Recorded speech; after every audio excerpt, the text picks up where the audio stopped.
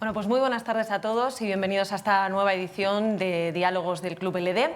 Les agradecemos muchísimo que estén hoy aquí con todos nosotros porque, bueno, pues está muy bien sentirles al otro lado de la radio, al otro lado de la pantalla, pero al final, pues lo que se agradece, ¿no?, es tenerles aquí de tú a tú. Espero que el placer sea mutuo, porque además después ya saben que van a tener ustedes un turno de palabra pues para compartir con nosotros sus análisis y también para hacer las preguntas que consideren oportunas a nuestros invitados, a los que paso a presentar. Raúl Vilas, director de libertaddigital.com. Buenas tardes. Hola, buenas tardes. Don Carlos Cuesta, director adjunto del Grupo Libertad Digital y hombre prolífico donde los haya. Y de calcetines llamativos, sí. Y de calcetines llamativos, efectivamente. Y Miguel Ángel Pérez, nuestro experto en tribunales. ¿Cómo estás? Buenas tardes, Sandra. Encantado de estar aquí. Bueno, la última edición, Raúl, de estos diálogos del Club LD fue para hablar de las elecciones gallegas, pero es que ahora tenemos a la vista elecciones vascas, elecciones catalanas, elecciones europeas y todo ello aderezado con el caso Koldo, que ya nosotros ya lo llamamos caso PSOE por toda su extensión, ley de amnistía, filtraciones escandalosas, en fin, muchísimos frentes abiertos y a priori ninguno esperanzador para el Gobierno por abrir fuego y así ya sin anestesia. Yo no sé si consideráis que esto puede ser el principio del fin del sanchismo o que una vez más el presidente va a salir airoso y tenemos presidente para rato. Era más fácil acertar lo que iba a pasar en las elecciones gallegas que esta pregunta, porque, vamos a ver, si el sanchismo se caracteriza precisamente por, en una democracia normal, todo lo que está pasando, bueno, en una democracia normal no se compraría la investidura perdonándole los delitos a unos criminales para que te den 7 votos. Aún así, en una democracia normal, todo lo que está pasando implicaría pues, la dimisión del gobierno, la convocatoria de elecciones. Pero claro, el sanchismo se caracteriza precisamente por ser lo que estamos viendo. De todas maneras, yo creo que hemos tendido a quizá crear una leyenda en torno a Sánchez que es capaz de todo y que puede con todo y que puede soportarlo todo. A mí me parece que ya se están dando tantas circunstancias que va a llegar a un momento y que está cerca, que va a ser imposible, y yo creo que la clave pueden ser las elecciones catalanas. No veo ningún resultado de las elecciones catalanas que le vaya a permitir a Sánchez mantener las carambolas y los juegos de equilibrios que tiene aquí en el Congreso de los Diputados, porque no pueden ganar al mismo tiempo todos sus socios y se van a enfadar. Se va a enfadar Esquerra o se va a enfadar Junts, y entonces yo, más que el caso Koldo, que insisto, en una democracia normal sería más que suficiente, o el escándalo de la amnistía, creo que el final de Sánchez pueden ser las elecciones catalanas. Carlos, ¿coincides con el diagnóstico que hace Raúl? Sí, yo creo que sí. Vamos a ver, yo a Pedro Sánchez lo conocí mucho antes de que fuera presidente, que lo tenía de tertuliano, y simplemente para hacer la... ¡Qué ojo, eh! Sí. Bueno, la verdad que tuvimos a prácticamente todos los políticos importantes, o sea, desde Pablo Casado, Santiago Abascal, teníamos a Isabel Díaz Ayuso, tuvimos a un montón de gente, a Juanma Moreno, etcétera. Pero uno de ellos, de los que nos enviaba el Partido Socialista, porque nos lo mandaba el Partido Socialista, era Pedro Sánchez. Y yo ahí coincido plenamente con lo que está diciendo Raúl. Vamos a ver, al final, cuando tú le metes la erótica del poder a una persona, parece que es una especie de divinidad y que es maravilloso y todo lo que toca, todo es estratégico y esto lo ha hecho con tal fin. Yo lo digo abiertamente, la sensación que tenía de Pedro Sánchez que era una persona intelectualmente limitadísima, y no digo otro calificativo porque se está grabando. Vamos, de hecho, no digo más que nosotros llamábamos al Partido Socialista diciendo sí, tráenos a a Pedro Sánchez, porque te quedabas, ya no necesitabas sesión de psicólogo. Vamos a ver, Pedro Sánchez no es un astro, que ha formado un buen equipo, es verdad, que es despiadado también, que tiene una osadía fuera de los cauces y de los límites normales de la política en España también, y que eso ha pillado desprevenida a mucha gente también, que ha contado con una alianza mediática brutal también. Pero al final, por mucho que tú quieras, si reaccionan las instituciones, y en España, gracias a Dios, están reaccionando, han reaccionado jueces, han reaccionado fiscales, ha reaccionado, bueno, una parte de la prensa que siempre había reaccionado, siempre había estado ya en pie de crítica. El resto es que están en el equipo este de natación sincronizada / opinión sincronizada. Pero cuando todo eso ocurre es complicado que tú cueles simultáneamente lo que aparece ahí en el título, ¿no? O sea, no estamos ante un caso de corrupción normal, el caso Koldo, mal llamado caso Koldo, porque de hecho, bueno, ya ahora lo hablaremos, Miguel Ángel, pero el sumario comienza describiendo actitudes de Koldo con una empresa, Soluciones de Gestión, de Juan Carlos Cueto. Eso empieza a ramificarse, empieza a extenderse y al final en estos momentos tenemos a 6 personas con rango de entonces o ahora ministro, a una presidenta del Congreso de los Diputados, a 2 presidentes de gobiernos autonómicos, a 20 altos cargos socialistas y a 2 secretarios de organización del partido, el anterior y el actual. Es decir, cuando ellos se dan cuenta en el 21 de que Ábalos está tocado, lo apartan y ponen al otro, que de hecho es el que había introducido a Koldo, lo cual demuestra que no es un caso de corrupción aislado de un grupo, no es verdad. Es un caso de corrupción sistémico del Partido Socialista. De hecho, todos los que aparecen tocados, toda la enumeración que yo he hecho, son todo cargos de confianza directa de Pedro Sánchez. Los que se han librado, de hecho, forman parte de las estructuras autonómicas que no respaldaban a Pedro Sánchez, lo cual ya te da una fotografía perfecta de cuál es el caso. Y el caso, podemos llamarle PSOE o podemos llamarle caso Pedro Sánchez, porque qué casualidad que parte de las ramificaciones y de las reuniones conectan con otros encuentros donde aparece, por ejemplo, Begoña Gómez reuniéndose con el CEO de Globalia. Qué casualidad, cuando el que les mete en esas reuniones es Aldama, que es la persona por encima de Koldo clarísimamente, y bueno, mañana vamos a sacar una noticia donde se ve clarísimamente que estaba por encima de Koldo, porque es que lo insultaba en las conversaciones. Entonces, esa persona que estaba por encima de Koldo era el contacto de Begoña Gómez. Que tú consigas superar eso, consigas superar que el Tribunal de Justicia de la Unión Europea te va a tener que tumbar sí o sí esa aberración que ellos llaman amnistía. Que la Comisión de Venecia te ha soltado una sarta de varapalos de muchísimo cuidado y has tenido que salir mintiendo diciendo no, dice lo que la gente puede leer en el informe, es muy sencillo. Te descargas el informe y te lo lees, punto final. Que consiga superar eso, que consiga superar los enfrentamientos entre sus socios, que consiga superar unas elecciones vascas donde se va a tener que enfrentar PNV y Bildu sí o sí. Las catalanas donde se van a tener que enfrentar Junts y Esquerra sí o sí. Y todo el tránsito del día a día donde a nivel presupuestario se tienen que enfrentar sí o sí, sumar con Podemos, hasta con los comunes que no están tan de acuerdo con Yolanda Díaz. Yo veo muy difícil que este hombre y cualquier hombre sea capaz de mantener esto. Y sí tengo la sensación literalmente que estamos ante el final del sanchismo. Hablabas bueno, pues de Pedro Sánchez, del caso PSOE.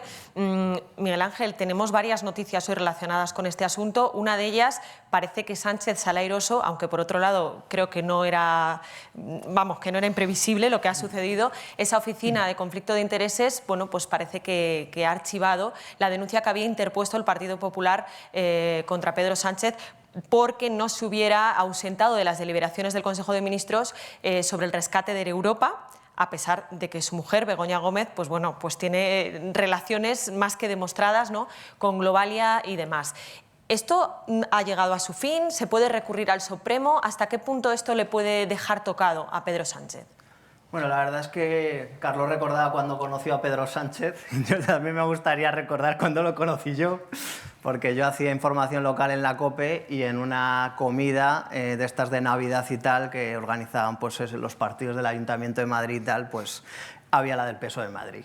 Y ahí estaba el concejal guapo, como le llamaban a Pedro Sánchez, tío alto, tal, aparente, y me acuerdo que se nos acercó ahí en la comida y nos dijo: creo que se está cocinando el cambio en Madrid.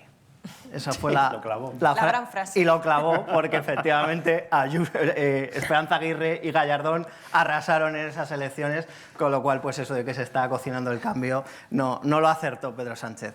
Pero si como adivino no funciona Pedro Sánchez, yo creo que como político, ¿no? Hablabais de esa leyenda, ¿no?, que se ha creado en torno a Pedro Sánchez, y yo creo que es que este hombre, como no tiene escrúpulos y es capaz de dar todo lo que le pidan por seguir en el poder, pues yo la verdad es que me muestro muy escéptico. No voy a decir pesimista, pero sí muy escéptico. Tantas veces habría tenido que irse ya Pedro Sánchez por tantos escándalos políticos, de corrupción, etcétera, que ha protagonizado en estos años, y sin embargo ahí sigue. O sea, hablamos de la amnistía. Es un escandalazo, pero es que antes estuvieron los indultos de los golpistas del 1O, tampoco pasó nada.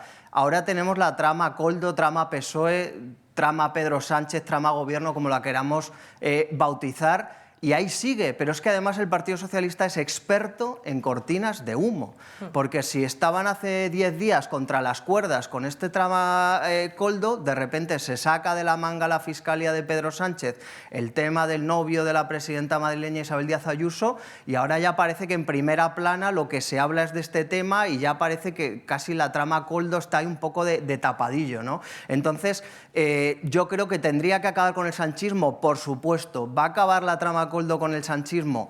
Pues tengo mis dudas porque, como digo, son capaces de seguir tirando para adelante con todo. Hay muchas vías que, como decía Sandra, ¿no? Hay vías contra el gobierno, contra el Partido Socialista o incluso contra Pedro Sánchez por estos temas que estamos conociendo. Pues por supuesto, se está investigando. Es verdad que, como hemos hablado ya Carlos y yo en alguna ocasión en nuestro espacio MA Confidencial, la investigación en principio está muy acotada a una serie de contratos relacionados con el tema de las mascarillas. Pero es que en ese sumario de la trama Koldo es que aparece Globalia, aparece Europa, aparece Javier Hidalgo y aparece Javier de Aldama, que es una obviamente de las piezas clave de esta historia, y en todo ese cruce de intereses aparece también la figura, a través de los medios de comunicación, de Begoña Gómez. Entonces, obviamente, ¿se podría seguir tirando del hilo? Yo creo que sí. ¿Hay de momento materia policial o judicial para proceder contra ella? Ahora mismo no, pero es que hay que intentar tirar del hilo. Y claro, sabiendo quién está en la Fiscalía, etcétera, etcétera, va a ser muy complicado tirar del hilo, ¿no? Pero es una esperanza que todavía, pues ahí sigue. Yo creo que todavía hay muchas ramificaciones que no sabemos cómo van a acabar en esta trama Koldo y que no se puede, a día de hoy, por supuesto, descartar nada, y va a haber pues muchas maneras de luchar contra el sanchismo pues a través de estos casos de corrupción que ya les está rodeando, ¿no? Prácticamente. Estamos hablando de Begoña Gómez y hablabas un poco pues también de cómo es experto el Partido Socialista en crear cortinas de humo. La doble vara de medir, ¿no? Begoña Gómez hay que pasar por alto, no se puede hablar de Begoña Gómez a pesar de que ella es la protagonista de muchas de las noticias que están en la prensa, y sin embargo hablamos del novio de Isabel Díaz Ayuso, pero yo no sé si todo este asunto, Raúl, se le puede volver en contra al gobierno, porque bueno, estamos viendo, acabamos de conocer, esta misma tarde se ha conocido que al final el Colegio de Abogados de Madrid va a presentar una denuncia por las famosas filtraciones, en este caso, que al final es un escándalo en una democracia como esta, ¿no? Claro, ha sido una operación muy burda. Enseguida pasó de ser el caso del novio de Ayuso al caso de María Jesús Montero. Lo que pasa que ahora el equipo de Opinión Sincronizada lo quiere convertir en el caso Miguel Ángel Rodríguez, por ese cruce de WhatsApps que ha tenido con un periódico, que más allá de que, bueno, que las formas pueden ser criticables, los que estamos en este mundillo sabemos que este tipo de conversaciones con jefes de prensa son a diario y bueno, están sobreinterpretando, haciéndose las víctimas de una manera enorme. Pero es que ya el punto de partida falla, porque el problema o el escándalo de Begoña Gómez es que se ha beneficiado o ha utilizado su cercanía al poder, al gobierno, al presidente del gobierno en este caso, para conseguir patrocinios, para promocionarse y demás. No que haya hecho negocios ni se haya enriquecido, no. Es la utilización de la cercanía al gobierno. En el caso del novio de Ayuso, no hay nada, que la Comunidad de Madrid no ha intervenido en nada. No hay un contrato de por medio con la Comunidad de Madrid ni nada por el estilo. Tiene un pleito con Hacienda que, como muchísimos ciudadanos, en el que, como todos los ciudadanos frente a Hacienda, está en absoluta indefensión. Y aquí se han utilizado no solo a la agencia tributaria, sino a la Fiscalía de una manera escandalosa. Por eso digo que en poco tiempo el caso Ayuso se ha convertido en el caso María Jesús Montero. Es muy importante que el Colegio de Abogados haya presentado 2 denuncias. De todas maneras, en el barro sí que es verdad que el sanchismo y su gente se mueve muy bien, y la prueba es eso de que ahora pues cualquiera que entre en las redes sociales o abra cualquier medio de izquierdas o las tertulias de la televisión, el asunto ya no es ni el novio de Ayuso ni María Jesús Montero, sino el jefe de gabinete de Isabel Díaz Ayuso. Por eso decía que más allá de todos estos escándalos que evidentemente contribuyen a debilitar al gobierno, mi tesis es que son las catalanas, son ¿no? las elecciones catalanas lo que le van a hacer imposible, porque si algo ha caracterizado a Sánchez es eso, que no tiene escrúpulos en sacrificar nada. Siempre sabéis que sacó una biografía que se llamaba Tierra Firme, y Rosana Laviada siempre dice que se tenía que haber llamado Tierra Quemada, que me parece que es... Y el ejemplo es el Partido Socialista, que el Partido Socialista está desapareciendo del mapa, nadie se está fijando. ¿Alguien de aquí sabe, por ejemplo, quién es el líder ahora del Partido Socialista de Andalucía o de Extremadura? Con lo que fue el Partido Socialista de... Pues en Galicia hemos visto el resultado, en el País Vasco va a ser similar. Y se da la paradoja de que precisamente en el único sitio donde, aunque no es el Partido Socialista, es el PSC, se mantiene con cierta fuerza, esa también puede ser el gran problema de Sánchez ahora, que el PSC tenga un buen resultado, porque a ver cómo gestiona eso. Entonces ya llegamos al punto de que es o Sánchez o el Partido Socialista, no... ¿Qué va a hacer el PSC? ¿Qué va a hacer Illa si gana? ¿Va a renunciar al poder? Entonces ya también desaparece el PSC. Se quedaría Sánchez en la Moncloa sin nada debajo, sin un partido que lo sustente.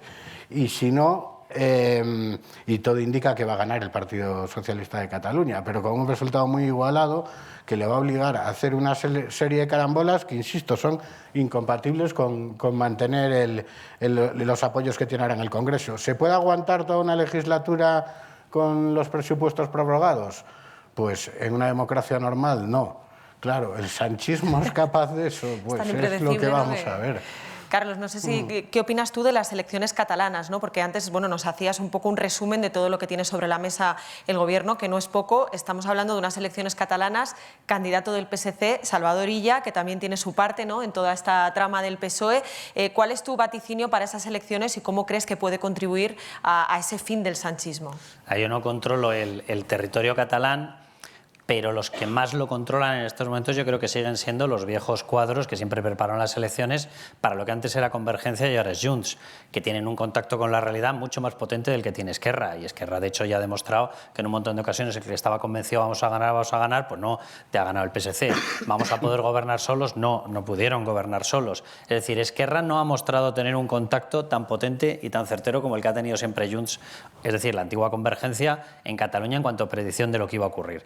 Y lo que está diciendo en estos momentos Junts internamente, los datos suyos hablan de que el PSC ganaría, de que Junts se va a quedar mucho más cerca del PSC de lo que piensa el PSC, de que el PSC va a perder mucho voto precisamente por la aprobación de la ley de amnistía, porque se vende en Cataluña, ya sé que esto suena esotérico, pero aquí cada uno y cada votante que se lo haga mirar, ¿no?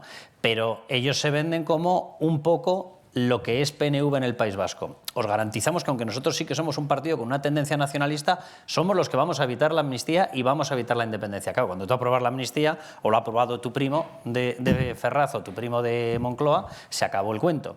Y eso le va a penalizar mucho. Que van a exportar voto desde PSC, más que a Esquerra, que según Junts va a quedar más lejos por debajo de Junts de lo que se piensan en Esquerra, va a exportar voto, por ejemplo, a los comunes. Y que va a exportar voto incluso al propio Partido Popular. Ese es el cálculo que tienen en estos momentos en Junts, en la cocina de Junts. Yo creo que la exportación de voto hacia el Partido Popular va a ser minúscula, pero es verdad que sí que te puede afectar a empresarios, gente que está teniendo despidos porque se da cuenta que no llegan pedidos, gente que está hasta el moño del sistema fiscal, tal. Puedes tener un voto puramente de utilidad hacia el Partido Popular. Yo creo que más pequeño. Pero yo no creo que vayan a fallar mucho en Junts con esa predicción. Si se da esa predicción, bueno, todo esto unido, que tú lo mencionabas y es verdad.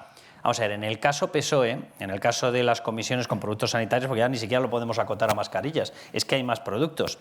La figura de Salvador Illa no es accidental. De hecho, a mí una de las cosas que me llamó muchísimo la atención es que la única ficha que meten con nombres, apellidos, de un alto cargo, fotografía, etcétera, solamente es de Salvador Illa. Lo decía antes Miguel Ángel. La figura de Begoña claramente ha sido sorteada en el sumario. Hablan de todos los que estaban con Begoña, menos de Begoña. Se aparece lo de Harry Potter y el innombrable. Se aparecen todos menos Begoña. Aparece la empresa, aparecen las relaciones, pues dime el nombre. Es evidente que lo han sorteado. En el caso de Ábalos, hasta en el caso de Ábalos lo medio sortean. En el caso de Marlaska ni lo mencionan. En el caso, mencionan su departamento, sí. Pero no se atreven a mencionar su nombre. En el caso de Armengol, lo mismo. En el caso de Illa, hay un fotón así de grande con una ficha donde aparecen todos sus datos. Y dices, a ver, está claro que la UCO en primera instancia va por alguien. Y además Salvador Illa en ese comité de no expertos, que había cualquier cosa menos expertos, pero sí un montón de políticos. Lo que parece claro en el sumario es que la figura de Salvador Illa era una especie de figura de emergencia en la que todos acababan consultándole los contratos. Cuando vas viendo los contratos por comunidades autónomas, los de Canarias primero los tramitaban con el Servicio Canario de Salud y acto seguido solicitaban el permiso de Salvador Illa. Con lo cual Illa va a aparecer en el megacontrato para las comunidades autónomas de 2.578 millones de euros, en los 2 contratos que se habla de los suyos, que uno es de batas, ni siquiera ya es de mascarillas, y aparece de manera cruzada en todo el resto de contratos. Eso no se lo va a sacar Junts, se lo va a sacar por todas partes. Y la gente dice, no, no se lo va a sacar porque se van a cortar, porque ellos tienen a los Puyol. ¿Cortarse? O sea, Junts no se corta, pero ni con 10 cuchillas de afeitar le da lo mismo. Si tiene enganchado por el dentista a Pedro Sánchez, le da olímpicamente lo mismo. Por lo tanto, él sabe que le puede sacar los casos de corrupción y que Pedro Sánchez no se va a atrever a sacarle los suyos. Y que Salvador Illa no se va a atrever a sacarle los suyos, porque automáticamente le aceleran la petición del referéndum separatista o le anticipan la petición de que quieren que venga vestida de sevillana Puigdemont. O sea, les da lo mismo. Aquí el que manda es Carles Puigdemont y ellos lo saben perfectamente. Entonces van a apretarle las tuercas a Salvador Illa porque ellos saben que compiten con el voto mayoritario de Salvador Illa. Y a quien quieren debilitar es a Salvador Illa por 2 motivos. Uno, por hacerse con el gobierno, por ser la primera opción claramente nacionalista y solicitar al propio PSC que los respalde en el gobierno, que esto va a ser de chiste. Y 2, porque en el fondo ellos dan por hecho que el referéndum va a ser prácticamente imposible. No rascárselo a Sánchez, que dan por hecho que se lo van a conseguir rascar, sino que va a ser imposible de realizar, porque tenemos un artículo 2 de la Constitución española donde dice que esto es una patria única e indivisible. Entonces, a partir de ahí, móntame lo que quieras, que no puedes hacerlo. Entonces, como dan por hecho que no lo van a conseguir, dan por hecho que conseguido lo que han conseguido, tienen que jugar a una voladura de Pedro Sánchez, porque es la mejor manera de separarse del cartel de izquierdas, porque quieren volver a recuperar el viejo cartel de Convergencia y Unión.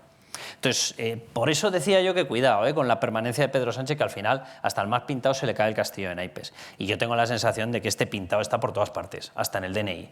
Y el castillo de naipes empieza a tener problemas muy serios. Yo sí creo, como decía Raúl, que las elecciones catalanas van a ser, si todo lo que estamos viendo es el inicio de un paulatino declive de este hombre, es muy probable que las elecciones catalanas aceleren ese declive. Y espérate que no salga otra cábala en las elecciones vascas. Que Bildu adelante, que puede salir perfectamente, quedar por delante de PNV, y a mí esta historia que está contando el Partido Socialista, no, yo tengo un acuerdo cerrado con PNV. Bueno, tú tienes acuerdos cerrados con todo el mundo que incumples. Y PNV ya, hombre, la tontería boina total, ¿sabes? Matrícula de honor, se la ha empezado a pasar. Y evidentemente empieza a considerar que tú me lo vas a romper, lo sé, y yo también te lo puedo romper. Has puesto muchos... No había comisión de expertos, pero había expertos en comisiones. Sí, eso sí, no, totalmente. Había expertos, no, que comisiones por todas partes. Has puesto muchos asuntos sobre la mesa, Carlos, pero por preguntarle a Miguel Ángel, hablando de las catalanas, la gran pregunta que todo el mundo se hace es qué va a pasar con Puigdemont, ¿no? Porque, bueno, por lo pronto, el jueves ha dicho que ya va a anunciar si es el candidato o no es el candidato, no sabemos si va a venir, si no va a venir. ¿Qué crees que va a pasar y judicialmente qué puede pasar? Bueno, es una pregunta... De examen. Sí, de examen. Vamos a ver.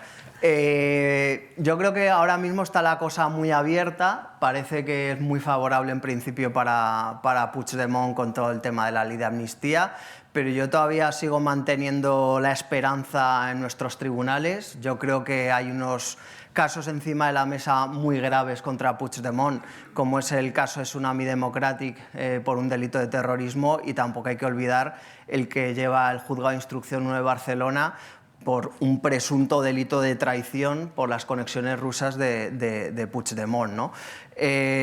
A día de hoy, pues lo previsible, se aplica la ley de amnistía en el escenario actual, se aprueba, se publica en el BOE, y como tantas veces hemos contado y hemos publicado en Libertad Digital, pues Puigdemont al día siguiente podría aparecer perfectamente por España, a la espera de que se presentara esa cuestión prejudicial ante el TJUE, que podría tardar hasta año y medio en resolverse. Pues Puigdemont podía estar tan pichi por aquí, ¿no? Por nuestras calles, presentarse a las elecciones, etcétera. Y el Supremo en ese aspecto, a día de hoy, no tendría pues otra cosa que poder citarle, Pablo Llarena, el instructor del 1O, y decirle, oiga, que sepa usted que su situación procesal es esta, pero bueno, como está la amnistía, pues ahora mismo usted pues, está amnistiado en este momento. Pero no se le detendría en ningún caso. Se le podría instar o obligar a comparecer ante el juez como mucho, y luego quedaría en libertad, como ha pasado con Clara Ponsatí, etc. Es decir, que podría presentarse, por tanto, a las elecciones y ser investido incluso presidente si llegase el caso. Ahora, a día de hoy, ese sería el escenario, pero como digo yo, creo que todavía hay mucho partido que jugar en los tribunales españoles, en el Juzgado de Barcelona y en el Tribunal Supremo, y luego obviamente también veremos cómo reacciona la justicia europea, ¿no? Porque claro, es que lo que está pasando en España es que es tremendo, o sea, es que es una barbaridad que una persona que es un prófugo de la justicia, que ha dado un golpe de Estado en España, porque Pedro Sánchez siga en la poltrona y siga en la Moncloa, se convierta en su socio preferente y que encima pueda volver a España como si no hubiera hecho nada y convertirse además en presidente de Cataluña. Es que estamos llegando a este delirio en España. Y como pasan tantas cosas y un escándalo tapa otro y tal, y vas asimilando los indultos, luego la ley de amnistía, luego, ¿cuál es la siguiente? O sea, porque llegará un momento que entiendo yo que la despensa de Pedro Sánchez se tendrá que vaciar, porque es que ya no va a tener más cosas que vender. Vende todo, o sea, vende todo. Si le piden el referéndum ilegal, ¿qué va a hacer Pedro Sánchez, no? Porque ahora dicen, no, es que esta ley de amnistía es por la concordia, la solidaridad, y a la media hora tienes a Míriam Nogueras haciendo una rueda de prensa diciendo, ahora por el referéndum, el proceso sigue, vamos a volver a hacerlo. Pero ¿a quién quiere engañar el PSOE, el gobierno, Pedro Sánchez y Félix Bolaños? Que están vendiendo motos todos los días con que esto es por la concordia y la solidaridad. Pero si esto es insaciable, o sea, no van a parar. Y cuando consigan esto, van a por lo siguiente. Y entonces digo yo, ¿cuándo va a parar Pedro Sánchez? ¿Va a parar Pedro Sánchez? Yo esa es la pregunta que me hago. Porque es que, claro, es que ha colonizado todas las instituciones. Le queda el CGPJ y el Supremo, pero tiene en su poder el Tribunal Constitucional, tiene en su poder la Fiscalía, tiene en su poder el Tribunal de Cuentas, y gracias a que tiene esas instituciones colonizadas, pues puede hacer lo que está haciendo. Pero llegará un momento que habrá que preguntarse hasta cuándo va a dejar de entregar Pedro Sánchez todo lo que le piden, porque claro, el Tribunal Constitucional de Conde Pumpido, entiendo que llegará un momento que, en fin, o sea, bastante está haciendo ya a favor de Pedro Sánchez, pero ¿habrá algún límite o no? Yo ya no sé qué decir, no sé qué responder a esa pregunta, pero yo entiendo que tendría que haber un límite. Enseguida os traslado esas preguntas que hace Miguel Ángel, pero sí me gustaría conocer tu opinión y seguro que a nuestros socios también. ¿Qué crees que va a suceder en el Tribunal de Justicia de la Unión Europea con la ley de amnistía? Porque es algo que nos preguntamos, ¿no? ¿Qué va a pasar? Tenemos esperanzas puestas, pero siempre queda la duda. Bueno, la verdad es que se está creando muchísima polémica, por ejemplo, con lo de la Comisión de Venecia, el informe de la Comisión de Venecia, ¿no? Que el gobierno pues, ha estado manipulando desde el principio el borrador, sacaban una noticia medio manipulada y enseguida la están compartiendo en las redes sociales, el propio Bolaños, etcétera. Y yo creo que el TJUE, el Tribunal de Justicia de la Unión Europea, va a tener razones de sobra para tirar esta ley de amnistía, porque es que obviamente es una ley ad hoc que se hace simplemente para contentar a Puigdemont, su partido, y a Esquerra Republicana, en la cual se quiere amnistiar a corruptos, a golpistas, a traidores. O sea, es que esto no hay por dónde cogerlo y atenta de lleno contra el derecho de la Unión Europea. Entonces entiendo yo que si la Unión Europea quiere preservar su Estado de Derecho, digamos, europeo, no puede tragarse este sapo de esta ley, que recordamos, se presentó un texto inicial en el mes de noviembre, pero es que estamos en el mes de marzo y se han aceptado una serie de enmiendas que, claro, no es lo que pactó Pedro Sánchez con Conde Pumpido, que le iba a blanquear en el TC, es que ahí ya se están hablando de terrorismo light, de delito de traición, de corrupción, y esto es muy difícil de vender en la justicia de la Unión Europea. Entonces yo creo que obviamente hay razones de sobra para que el TJUE, cuando se presenten esas cuestiones prejudiciales por parte de los tribunales afectados por causas del 1O, el Tribunal Supremo, etcétera, en un plazo de año y medio, tumbe esta ley de amnistía. Y Raúl, te traslado la pregunta que se hacía antes en voz alta Miguel Ángel, ¿no? ¿Esto tiene límite? ¿Va a parar en algún momento? Porque por lo pronto ya nos están diciendo, y más claro creo que no se nos puede decir los independentistas, que obviamente van a por el referéndum. Sí, bueno, lo dijeron 5 minutos después de aprobar la ley de amnistía. Sí, sí. Y nunca lo han dejado de decir. De hecho, son independentistas porque quieren la independencia y quieren hacer un referéndum de independencia. Nunca lo dijeron 5 minutos después de aprobar la ley de amnistía, 5 minutos antes, y lo dicen constantemente. Y me gustaría comentar respecto al tema del Tribunal de Justicia de la Unión Europea, que yo entiendo que exista mucha desconfianza en las instituciones europeas, porque creo que hay razones para tenerlas, pero me molesta un poco a veces cuando planteamos esto como si la Unión Europea nos va a salvar, como si nosotros no fuésemos la Unión Europea. Quiero decir, en todo caso, la Unión Europea lo que tiene que hacer es salvarse a sí mismo. A veces tenemos una visión de que parece que la Unión Europea son los franceses y los alemanes que nos han acogido a nosotros, pobrecitos africanos, y nos dejan estar aquí a ver si nos salvan o no. Entonces, la Unión Europea no se trata de que salve a España o no, se trata de que la Unión Europea, en sus fundamentos, está el Estado de Derecho, la separación de poderes, y no se puede admitir una amnistía como esta. Si el Tribunal de Justicia de la Unión Europea, cuando se presente la cuestión prejudicial, se lavase las manos, estaría prevaricando al por mayor. Y para mí yo creo que sería, a lo mejor estoy un poco exagerado, pero estaríamos casi hasta ante el fin de la Unión Europea. Porque ¿qué sentido tiene que exista la Unión Europea si se vulnera de manera escandalosa su propio tratado fundacional? Y el Tribunal de Justicia, que tiene jurisdicción en España, es un tribunal español también. Quiero decir, el tribunal Bruselas, bueno, es España también. Nosotros formamos parte de la Unión Europea. A veces, por el modo de funcionar de la Unión Europea y la burocracia de Bruselas, pues entiendo que existan estas visiones de que parece que es algo ajeno a la Unión Europea. No. La amnistía es un ataque al Estado de Derecho de España y de la Unión Europea. Y la Unión Europea tiene que defenderse de eso, pero no para hacernos un favor ni venir a salvarnos, sino por salvarse a sí misma. Por tanto, yo estoy casi convencido de que cuando se presente la cuestión prejudicial, el Tribunal de Justicia de la Unión Europea va a decir que va a tumbar la ley de amnistía. Y si no lo hace, pues el problema no va a ser solo para España, va a ser para toda la Unión Europea. Y todos, en ese caso, deberíamos replantearnos qué sentido tiene la Unión Europea, entonces. Carlos, ¿asentías? Sí, no, yo estoy muy de acuerdo, pero fíjate, antes de explicar eso, vamos a ver, nosotros fuimos el primer periódico que puso el acento sobre la Comisión de Venecia, el primero que alertó de en Moncloa hay pánico con lo que puede ocurrir. Fuimos los primeros que contamos que ya había habido un informe sentenciado por la Comisión de Venecia, o sea, dictado por la Comisión de Venecia, sobre la ley de amnistía de Georgia, donde lo que había dicho eran cosas perfectamente aplicables. Es muy raro que un organismo de este estilo tuerza un dictamen previo. ¿Por qué no? Porque entonces estaría haciéndose un harakiri. Y lo que dijimos que iba a ocurrir con este informe de la Comisión de Venecia es literalmente lo que ha tenido que desmentir Bolaños, porque era totalmente cierto y porque el informe dice literalmente lo que nosotros dijimos. O sea, lo que quiero decir es que tan mal no debemos estar haciendo el análisis jurídico de lo que está ocurriendo en Libertad Digital. Y hay muchos otros por ahí que lo están haciendo muy mal. Y lo que decía Raúl es la clave de todo esto. Vamos a ver, aquí no estamos discutiendo la deducibilidad del Fondo de Comercio Financiero. No estamos discutiendo si tú puedes irte a por Deutsche Telekom y si hay ayudas de Estado. Estamos discutiendo la base de la existencia del espacio comunitario.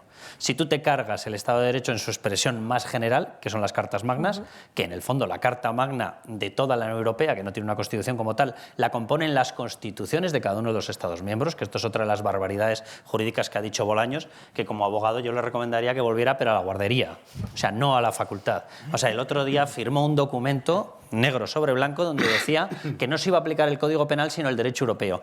Pedazo de animal los derechos de cada uno de los países conforman el derecho comunitario. Las directivas te marcan una exigencia de que tienes que desarrollar en cada nación, en cada uno de los Estados miembros, de los 27 Estados miembros, tienes que desarrollar la aplicación concreta a tu territorio. Y eso significa que cada uno de los códigos penales son derecho comunitario. O sea, repíteme, Félix Bolaños, otra vez lo de que vas bueno, iba a decir una barbaridad, que vas a ciscarte en el Código Penal español porque vas a cumplir el derecho europeo. No puedes cumplir el derecho europeo si estás ignorando el derecho europeo plasmado en cada nación. Es una aberración. ¿O es que aquí vas a aplicar el italiano? ¿O cuál vas a aplicar? ¿El austriaco? ¿Cuál vas a aplicar aquí? Entonces, que nos lo explique este gran jurista que nos ha salido de la manga. Pero, vamos a ver, al final la Unión Europea está y tiene que acabar estando en una cuestión de pura supervivencia. Muchas veces, y no me extraña, desprestigiamos a la Unión Europea porque las barbaridades que hace con la Agenda 2030, las barbaridades que hace contra sectores productivos, contra el campo, las barbaridades ideológicas que hace, la voladura de sus propios principios nos llevan a pensar mal de la Unión Europea. No me extraña, eso demuestra que somos gente inteligente. Pero a partir de ahí, evidentemente hay algo que sí que une a todas las instituciones de la Unión Europea y es el intento de supervivencia. Si desaparece el espacio comunitario, desaparecen todos ellos. Desaparece la Comisión de Venecia, desaparece el Tribunal de Justicia de la UE, desaparece Bruselas, desaparece el Parlamento Europeo y no quiero ni explicarles los intereses económicos de todos los que están ahí. Y si se cargan el espacio comunitario a efectos de derecho, desaparecen todas las instituciones. Y estamos hablando de lo más básico. O sea, tú no puedes recoger la existencia de un Estado de Derecho plasmado en tu Constitución de tal manera que ahora decidas que porque una serie de delincuentes han pactado un gobierno, pasas a la inaplicación plena de todas tus constituciones nacionales, porque automáticamente se estaría exportando el problema a Alemania, a Francia, a Holanda, a Suiza, a todas partes. Bueno, Suiza no sería el caso de la Unión Europea, pero lo tendríamos trasladado con todos los patrimonios comunitarios que están allí metidos. Te pasaría lo mismo en Italia, se te estaría extendiendo el problema a todo el mundo europeo occidental que conocemos. No van a hacer eso. Vamos, yo estoy absolutamente convencido de que no van a hacer eso. ¿Por interés nuestro? No, por interés suyo, por interés personal suyo. Desaparecerían esas instituciones. Yo no creo que esta jugada le vaya a salir bien a Sánchez. Y luego, además, los primeros que saben que esta jugada no le va a salir bien son los propios de Junts. O sea, yo ahí hay una pregunta que, si la analizas, tiene una respuesta enrevesada, pero en la mentalidad de los separatistas es fácil de entender. A mí hace muchísimo tiempo que uno de los separatistas, de los antiguos de Convergencia, que ellos mismos se sienten sobrepasados por lo que está ocurriendo, me dijo: mira, Carlos, en un determinado momento tendremos que buscar una explicación de por qué hemos liado a tanta gente con algo que no podemos cumplir. Y se refería a la independencia. Si se produce la independencia de Cataluña, Cataluña tiene que salir de la Unión Europea. A Cataluña le correspondería el 20% del 1,6 billones de deuda, porque es el peso que tiene en la economía, y tendría que llevarse esa deuda pública como deuda que tradujera a Puigdemonos, a Junqueros o a no sé qué moneda que se inventasen. Eso significaría la quiebra aproximadamente en unos 3 segundos. Y ellos lo saben. No creo que esté revelando nada con respecto al hecho de que en Junts hay muchísimos intereses económicos, muchísimas empresas que han construido su estructura y su balance en base a favores prestados, a subvenciones, a financiación extraña, a intereses, a contratos, etcétera. Para todos ellos significaría el fin. A mí este empeño en hacer o en conseguir un texto que es absolutamente infumable e intragable por el Tribunal de Justicia de la Unión Europea siempre me ha despertado una extraña sensación. O sea, los primeros que saben que no van a conseguir pasar esto son los propios Puigdemont, etc. Puigdemont puede estar más o menos loco, pero el equipo jurídico que le acompaña de loco no tiene absolutamente nada. De malo todo, de loco no tiene nada. Y ellos están forzando un texto que saben que no va a conseguir pasar. Es decir, la discusión que ha tenido Bolaños y Sánchez y Santos Cerdán, otro de los que aparece o debería aparecer en la trama Coldo porque es el introductor de Coldo García Izaguirre. Las discusiones que han tenido no son esto es malo para España, que les importamos un soberano comino. No son esto va a quebrar a España, que les importa un soberano comino. Por algo tienen las relaciones que tienen con otro tipo de países. Lo que les preocupa es con esto no podemos colarla ante las instituciones europeas. Y lo que ha dicho Junts ha sido no, si me da igual. Vas a poner lo que yo quiera. Ellos saben que a medida que exigen el terrorismo, la malversación, un supuesto terrorismo light que no va en contra de los derechos fundamentales, saben que van haciendo mucho más difícil pasar el examen. Y sin embargo lo están pidiendo absolutamente todo. O sea, que podría ser una estrategia. Ya, es que vamos a ver, es que aquí no hay un debate de fondo sobre si la amnistía es constitucional o legal o no lo es. Todo el mundo sabe que no. Tanto los de un lado como los del otro. Aquí el debate es si por conveniencia política, para mantenerse en el poder, para impedir que llegue la extrema derecha al poder, si todo vale para seguir en el poder, pero es que yo creo que no hay nadie en España que piense que la amnistía es constitucional y que se hace para pacificar Cataluña. No hay nadie tan idiota. El debate, en todo caso, es si se puede uno ciscar en la Constitución y en el Estado de Derecho con tal de seguir en el poder. Por eso creo que eso a la Unión Europea le deja muy poco margen de maniobra al TJUE, porque no hay un debate sobre el fondo. Hay un debate sobre la conveniencia de saltarse la ley y saltarse la Constitución para que esta gente siga en el poder. Ellos dirán, bueno, si lees la prensa de izquierdas y tal, para evitar que gobierne la extrema derecha, para mantener un gobierno progresista, pero lo de la pacificación de Cataluña y todo eso es una milonga que no se la cree nadie, porque es evidente, ¿no? Es que buscan argumentos para intentar defender. Claro, tienen que disimular, no pueden decir esto como lo estoy diciendo yo, pero vamos, en su cabeza. Ha habido una cosa que está clarísimo, que ha sido de ¿no? vergüenza. Les pide la Comisión de Venecia y dice, tenéis que acotar más el espacio temporal. Es decir, estáis definiendo un espacio temporal tan amplio que va a entrar, menos mal que Don Pelayo claramente no era separatista catalán, seguro que aparece por ahí alguno en alguna universidad catalana diciendo que era Don Pelagi, pero dice, acortadlo, por favor, acortadlo. Cogen y dicen, Alargamos. espera, que empezaba el 1 de enero de 2012, lo voy a meter desde el 1 de noviembre de 2011. Y dices, ¿qué pasó en medio? Reunión 25 de noviembre, fundacional del golpe separatista de Artur Mas con los 3 hijos de Pujol. O sea, y no han puesto el 25 de noviembre a las 12:53 Porque ya era un poco de descarado. puro milagro. Y dices, pero con 2 santas narices. Es que si hubiese un debate jurídico detrás, pues podrías tener dudas. Oye, pues el tribunal puede salir... Pero es que no hay debate jurídico, si eso no hay debate. El debate es si es presentable o si un Estado puede aguantar que te cisques en la Constitución con tal de seguir en el poder. Y ahí el Tribunal de Justicia de la Unión Europea yo creo que no tiene ningún margen de maniobra, vamos.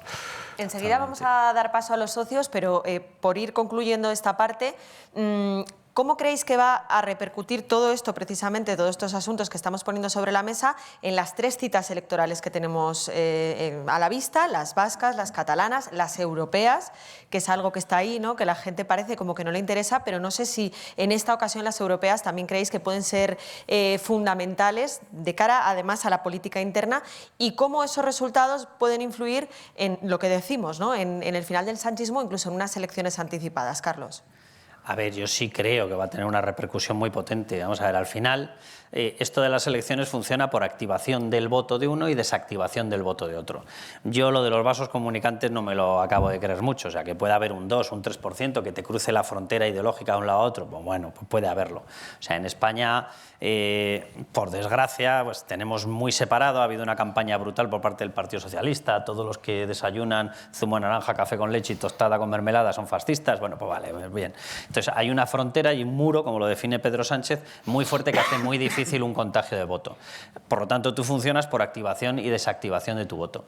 A ver, yo, por muchos ataques que se esté haciendo al tema de el que no era ni novio de Isabel Díaz Ayuso, que aquí hemos descubierto la teoría del fraude por transmisión sexual, es una nueva teoría del feminismo ultra, es una cosa maravillosa, pero por mucho que hagan eso, yo tengo la sensación de que no consiguen desactivar el voto de derechas, al revés.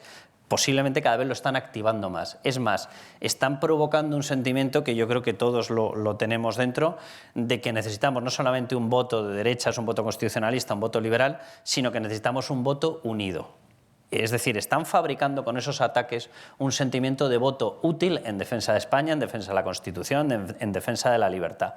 Y eso es un reactivador del deseo de voto muy fuerte en todos los que ellos consideran en el lado de este lado de su muro. Y por su lado, cuidado, porque, vamos a ver, ellos han prometido viviendas sociales a un montón de gente. ¿Dónde están? Bueno, no existen. La está esperando mucha gente que lo está pasando mal y muchos propietarios que tienen ajetas metidos en su casa. Claro, hay gente que estaba esperando el famoso ingreso mínimo vital porque estaban convencidos de que a todo el mundo le iban a dar 500 y pico euros. Que la gente mire, o sea, ¿se han concedido? Sí. A coldo, sí, ¿no? A coldo del ingreso máximo vital, sí. Se han concedido, pero es que hay algunos de los tickets que están entregando, algunos de los ingresos que están dando, por valor. Yo recuerdo un caso que publicaba en su momento en OK Diario, una mujer con 2 hijos separada, 19 euros al mes. y con 2 santas narices te lo metían en la estadística como un caso de ingreso mínimo vital. Es decir, gente que esté saliendo a flote realmente con su escudo social, no hay mucha, hay muy pocos, porque no es cierto que ayuden a los suyos. Ayudan al único que es suyo, que es Pedro Sánchez. No es cierto que esté funcionando mejor la red de asistencia. Han creado una red ilegal de asistencia, que es la que tú yo creo que estabas apuntando, en la cual se te mete un ocupa y no hay manera de echarlo. No hay manera de echarlo, pero eso no es una red de protección. Es decir, ellos están fallando en la reactivación de su voto. Mucho de su voto se les está escapando. Es decir, el de Esquerra en estos momentos puede tener cada vez más diferencias con respecto al Partido Socialista porque se siente traicionado.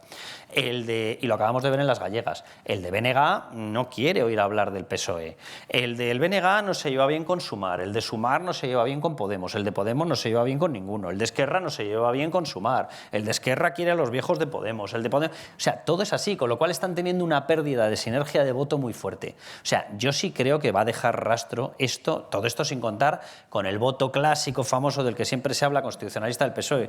Yo no niego que exista, pero no estaría de más que se movilizara un poquito más, ¿vale? A ver si, aparte de creer que existe, ¿Pero le veis vemos. factible unas elecciones anticipadas o de momento no lo tenéis claro? Yo no las descartaría, ¿eh? Yo no las descartaría, ¿eh? Porque al final, si tú tienes una derrota del Partido Socialista, en Galicia ya la has tenido. En País Vasco, que te pierda 2 o 3 diputados y se vea que esto ya no tira. En el Parlamento Europeo, mucho estómago agradecido se va a quedar sin tener el agradecimiento del estómago porque no va a tener digestión que hacer. Y en las catalanas empiezas a ver que pierdes demasiado, va a haber mucha gente que empieza a pensar, no en España, que esto es tabú para ellos, pero sí que empieza a pensar, cuidado que si esto continúa, nos podemos ir a 80 y pico, 90 diputados. Y entonces sí tenemos un drama aquí para pagar las nóminas. Cuidado porque esas cosas sí funcionan, ¿eh? Tú decías que sí, Raúl, que sí Que ves unas elecciones sí, claro, la pregunta es cuándo porque esto, vamos a ver, solo hace 6 meses de julio y las convocó en mayo. El 1 de Quiero julio. decir que este hombre es bastante imprevisible, pero que la situación aboque a la convocatoria de elecciones y que él se vaya, yo lo veo bastante probable. Y ahí también puede influir lo que pasa en las elecciones europeas, la renovación de los órganos comunitarios, que hay quien dice que hace mucho tiempo que se comenta, pero ahora vuelve otra vez a hablarse de que esté buscando una salida en algún órgano de la Unión Europea. Y ahora todo indica que a nivel europeo va a haber un pacto entre populares y socialistas y eso podría darle una salida a Pedro Sánchez. Pero yo creo que de momento, hasta después del verano, no, por muy malo que sea el resultado de las... O sea, no le veo convocando elecciones otra vez justo después de las europeas inmediatamente. Probablemente él intente resistir e intente conseguir unos presupuestos ya para el año que viene. Para este año ha renunciado. Y ahí veremos si consigue los apoyos. Como yo estoy convencido de que de Cataluña van a salir damnificados o bien Esquerra o bien Junts, porque es que es así, es imposible contentar a los dos, pues yo creo que es imposible que haya presupuestos en esta legislatura. Y 4 años sin presupuestos no lo veo. Y además bueno, esto tampoco es que importe mucho, pero es ilegal, es inconstitucional. Está por lo menos está obligado a presentar unos presupuestos, aunque luego no salgan adelante. Claro, eso es una cosa que hay que aclarar, claro, porque hay quien dice, bueno, ha habido años que no hemos tenido presupuestos. Una cosa es que no se aprueben, pero que ni siquiera hagas el gesto de presentarlos es un poco surrealista, ¿no? Sí, yo respecto al final o no del sanchismo y las elecciones y todo esto, bueno, hay que recordar las elecciones autonómicas y municipales del año pasado. Todos lo que pensábamos es que después de ese descalabro mayúsculo del Partido Socialista, en las generales pues iba a ser desbancado Pedro Sánchez y inexplicablemente volvió otra vez a resistir este hombre y a volver al gobierno. Ahora las elecciones gallegas, pues otra vez triunfa el Partido Popular, veremos lo que pasa en las vascas, en las catalanas, en las europeas, etcétera. Yo creo que al final a Pedro Sánchez lo que le va a echar de la Moncloa es un cúmulo de todo, ¿no? Es un cúmulo de la situación política, de la corrupción, incluso a lo mejor de la situación económica también. Y yo, pues al votante socialista, arrepentido de haber votado a Pedro Sánchez, me hace mucha gracia, ¿no? Es que la ley de amnistía...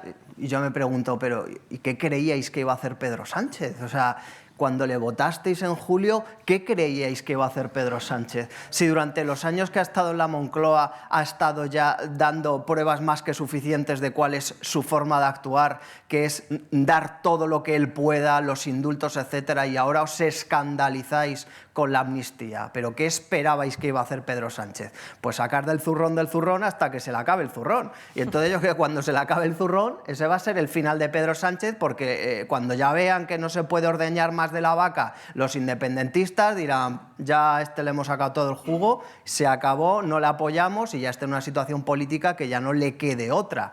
Pero, como decía antes, ¿cuándo será ese momento, ¿no? ¿Cuál es el límite si es que lo tiene Pedro Sánchez? El problema es que lo que tiene dentro del zurrón no es suyo, es de todos. Es de todos, Ese es el gran drama. Exactamente. Bueno, pues si os Tiene parece... zurdón.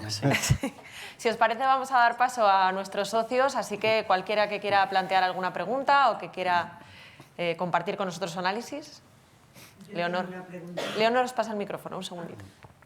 Bueno, yo chillo. No hace falta. Yo tengo un montón de, muy breve, pero un montón de cosas. Yo me siento impotente. Me siento impotente porque dices, eres sociedad civil. Yo soy licenciada en Derecho, ya jubilada. Digo, pero bueno, pero esto es que no tiene pies ni cabeza. Entonces, de acuerdo con las estructuras que yo cerebralmente tengo, estoy todo el día chocando. Entonces, o la solución es ir con un trabuco a la Moncloa, cosa que me parece un poco drástico porque somos de ley, o no le veo yo. Luego hay otro tema muy curioso, gracias. Y es que dices, antes has dicho tú, a ti te conozco menos, el señor... A Miguel Ángel. Don Miguel Ángel, has dicho tú, y han hecho esto, y no pasa nada. Y no pasa nada, y no pasa nada. Llega Delsi, que no puede pisar, y la Comunidad Económica Europea se calla. No pasa nada, no pasa nada. A este le meten en un lío de mil pares de nariz la indefensión del novio de Ayuso. Es que mañana eres tú, y no pasa nada. Entonces, ¿cómo este hombre, con sus huesos en la cárcel, no puede llegar a dar? Es que no puede ser, es que no podemos admitir que esto nos hagan. Y bueno, y ya acabo. He ido 2 veces al PP y 2 veces a Vox. Porque yo es que no soy ni de derechas, ni de izquierdas, ni de nada. Soy de ley. Que este señor ha cometido un delito, pues con todas las garantías se le juzga. Que este necesita la ayuda de todos porque está mal, pues se le ayuda. En fin. Y resulta que he ido a uno y les he dicho, yo soy sociedad civil, a usted le vota una vez, a usted le vota otra. Vamos, a Vox le voté cuando las europeas al principio, ellos no salieron y el Coletillas sacó 5. Digo, yo no entiendo en qué país vivo, o sea, de verdad. Es que estoy todo el día chocando, ¿no? Y entonces he ido a los dos para decirles, las peleas de ustedes en casa, así no vamos a llegar a nada. Es que o se alían o nos dan mucho por donde amargan los pepinos. Y ahora pregunto, ¿este hombre va a acabar en la cárcel? ¿Para quién? A ver. Pues Miguel Ángel, por alusiones, como eres el experto en tribunales, te corresponde por lo menos el primer... Este hombre va a acabar en la cárcel. Vamos a ver, yo lo veo complicado, siendo realista, ¿no? Lo primero tienen que pillarle que haya cometido un delito. ¿Cuál es...? Sí, pero bueno, o sea, no solamente es pensarlo o si quieres desearlo, sino este hombre, ¿qué delito concreto ha cometido? ¿Ha cometido un delito de traición? Pues algunos podrían considerar que sí, ¿no? Obviamente no hay ninguna investigación penal ahora mismo sobre Pedro Sánchez y desde luego, siendo un presidente del gobierno, es muy complicado que vaya a acabar en la cárcel, por lo menos por un poco la experiencia que tenemos en España de lo que ha pasado en otros, a José Luis Rodríguez Zapatero, etcétera, ¿no? O sea, yo veo complicado que acabe Pedro Sánchez en la cárcel. Obviamente estoy de acuerdo con usted que esto es increíble, que con todo lo que está sucediendo nunca pase nada. Nunca pase nada, porque es verdad que no, es que siempre comparan un partido con el otro, pero es verdad, o sea, si el Partido Popular, que ha sido el otro partido, un gran partido de España, ¿no?, con el Partido Socialista, hubiera hecho la centésima parte de lo que ha hecho Pedro Sánchez del Partido Socialista, hubiera caído ya un gobierno del PP hace muchísimo. En cambio, el Partido Socialista, como tiene mucho dominio sobre los medios, sobre la opinión pública, todo lo progre, ¿no? Esto mal llamado progresismo. O sea, ¿qué es el progresismo? ¿Qué es el progresismo? ¿Lo de Pedro Sánchez de progresismo? O sea, es que, claro, aquí se utilizan las palabras jueces progresistas. No, perdone, jueces de izquierdas, ¿no? O sea, si unos son conservadores, pues los otros son de izquierdas, no progresistas, que parece que es una connotación positiva. Entonces, obviamente, yo veo que a día de hoy Pedro Sánchez lo que hay que centrarse no es que acabe en la cárcel, sino en desbancarle lo primero de la Moncloa, ¿no? Yo creo que es lo principal. Claro, porque una parte es la responsabilidad penal y otra parte, cuanto menos, que es la que está en nuestras manos, que es la responsabilidad política y el castigo que pueda haber en las urnas. En julio del año pasado la respuesta no fue la que se esperaba y apuntaba a nuestra sociedad a una cosa muy importante, no es la responsabilidad de los otros partidos, de los dos principales partidos de la oposición, de Partido Popular y Vox, Carlos.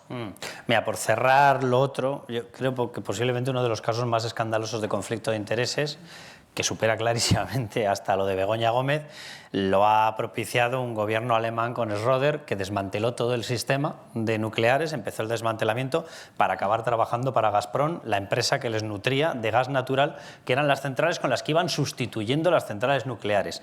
Bueno, pues en Alemania tampoco ha acabado, ni en prisión, ni procesado, ni juzgado, ni instruido, ni investigado, ni fiscal que se atreviera a tocarle la boina a Schröder. O sea, el paso de que un país se atreva, y estoy de acuerdo con usted, aquí esta historia que somos todos iguales ante la ley, a ver si se empieza a aplicar, que alguien que evidentemente ha sido el impulsor de innumerables medidas que han provocado un daño tremendo a España y que además muchas de ellas con conocimiento de causa, es decir, eran lanzadas con prevaricación, se sabía ya que violaban la ley, debería acabar con esa persona ante los tribunales. Ahora, no conozco yo el caso de sociedad que se atreva a llevar a su presidente ante un tribunal, no lo conozco. A partir de ahí, que este señor tendría que acabar, bueno, ya veremos si alguno de sus ministros o exministros no acaba, porque esos empiezan a estar demasiado cerca, ya lo veremos. Pero la otra cuestión que preguntaba Sandra, yo en eso estoy totalmente de acuerdo. En el último encuentro que tuvimos yo conté una cosa que posteriormente además me han dado más información y me han ratificado al 100%, pese a que Santiago Abascal, en el párrafo 1556 de una entrevista 3 meses después de decir la noticia, deslizó un supuesto desmentido, que es la mejor manera de lanzar un auténtico no desmentido, sino confirmación. Él decía que no había recibido una oferta antes de las elecciones del 23J para en 8 provincias haber repartido y haber hecho un apoyo cruzado de forma que no se perdiera voto. Bueno, esa información es absolutamente exacta. Santiago Abascal la calificó de mercancía podrida, creo que la calificó, o de mercancía escacharrada, algo así, en esa entrevista. O sea, se les ofreció, y el primer pacto, que además se les llevó incluso con una demostración con las encuestas que había encima de la mesa de cómo quedaría el reparto, se le ofreció 7 de esas 8 provincias para que hubiera un apoyo cruzado por parte de Vox al candidato del PP, una provincia en la que se le daba apoyo del Partido Popular a Vox, no porque fuese a tener más votos, sino porque daban por hecho que en alguna había que ceder. La respuesta de Vox no fue vamos a negociar ese 7-1 y vamos a convertirlo en un 4-3, ni en un no. La respuesta fue no, porque somos un partido nacional y no podemos entrar en este tipo de cuestiones. Posteriormente, de hecho, hubo otras reuniones en las cuales se volvió a ir y se le dijo por parte del PP, y no voy a citar las personas, pero también sé quiénes fueron los integrantes de esa reunión, se les llevó ya con los resultados electorales el resultado y se les dijo, ¿sois conscientes de que habríamos sacado, y en concreto salían 7 diputados más? Remarco la cifra de los 7 porque en la votación por mayoría simple se perdió el bloque constitucionalista por 4. Es decir, en estos momentos, si se hubiese aceptado ese pacto, no tendríamos a Pedro Sánchez, no tendríamos ley de amnistía, no estaríamos mirando a ver cómo viene y nos vacila Puigdemont, no tendríamos a un Arnaldo Otegi cachondeándose de todos nosotros, no tendríamos que estar mirando a ver si la amnistía incluye terrorismo, no tendríamos que estar muertos de la vergüenza de que alguien esté justificando internacionalmente un terrorismo light no violador gravemente de los derechos fundamentales, no tendríamos el cercanías cedido, no tendríamos. Entonces, pues más que contar este tipo de cosas no podemos hacer. Yo espero que si los partidos no lo hacen, lo hagan los votantes. que son los que tienen la última decisión. Ahora mismo el análisis que hace Vox es que el Partido Popular forma parte del problema, que es lo mismo que el Partido Socialista. Y mientras se mantenga en esta línea política es imposible pensar que vayan a actuar conjuntamente, porque para ellos ahora mismo, y lo dicen de manera constante, el Partido Popular es igual al Partido Socialista. Y respecto a lo de que no pasa nada, entiendo que debería pasar mucho más, pero yo sí que creo que han pasado cosas. La reacción que ha habido a la ley de amnistía de todos los órganos judiciales, del Consejo del Poder General del Poder Judicial, como está resistiendo, todas las asociaciones judiciales, todas las asociaciones de fiscales, todo lo que sigue sano en el Estado de Derecho sí que está plantando cara a esto. Pero bueno, es que lo que decías tú, Miguel Ángel, es la clave. Aquí, si hace algo parecido un gobierno de la derecha, estaría fuera ya. Pero es que ese es el problema de fondo que está detrás de todo lo que pasa, que existe una hiperlegitimación de la izquierda que hace que tengan patente de corso para hacer lo que les dé la gana. ¿Por qué? Porque se ha todo llevado al terreno del sentimiento y no se juzgan hechos, sino se juzgan intenciones. Y entonces, como la izquierda es buena, ellos se consideran moralmente superiores. Cualquier persona de izquierda cree que la gente de derechas somos malos, que queremos que los pobres vivan mal y beneficiar y no tenemos sentimientos y demás. Entonces, se hace todo un análisis a priorístico. Ellos tienen buenas intenciones, entonces todo lo que hacen, como lo hacen con buena intención, está bien. Y todo lo que hace la derecha, como la derecha es malvada, está mal. Y eso hace que en España exista desde hace muchísimo tiempo una doble vara de medir, que la igualdad ante la ley, aunque sí que formalmente se ha mantenido ante los tribunales, pero desde el punto de vista político y de la opinión pública, la igualdad aquí no hay igualdad ninguna. Aquí la izquierda es buena y la derecha es mala. Y todos los análisis se hacen partiendo de esa premisa. ¿Alguien más quería tomar la palabra? Hola, buenas tardes. Yo quería ir un paso más allá. O sea, ¿qué va a haber después del sanchismo? Porque aquí, hace 40 años, hubo un señor que ahora tiene una prensa entre la denominada prensa de derechas, que es Felipe González, que fue un ladrón con ínfulas y ahora le idolatran, y vino a Aznar y no desclasificó los papeles del CSIC, no hubo un cambio real en la educación, a pesar de los nobles intentos de Esperanza Aguirre, pero el PP entonces tenía minoría. Por supuesto, el sistema fiscal, bueno, ahí Aznar sí hizo intentos nobles. Vino Zapatero, que empeoró a Felipe González, y luego Rajoy, que fuese y no hubo nada. Fue mucho peor que Aznar. Ahora tenemos a este demente, psicópata, loco, peligroso, no sé cómo ya calificarle. Y tarde o temprano va a caer. Pero ¿qué va a venir después? ¿Podemos confiar en Feijóo o lo cambiamos por Ayuso? Ahora lo que ha dicho el señor Cuesta de Vox me he quedado a cuadros. ¿Podemos confiar en Abascal? Se ve ya que no. Entonces, ¿qué va a venir después? Y respecto a los calcetines del señor Cuesta, que ahora los estoy viendo desde aquí, decía Federico de Semper las barbaridades que decía. ¿Qué le dice cuando entra a la redacción en las tertulias y se lo ve? ¿Qué te dice cuando entras a las tertulias, Federico, de tus calcetines? No, yo entro rápido y me sitúo enseguida por debajo de la mesa. Que así ahorramos un foco de debate.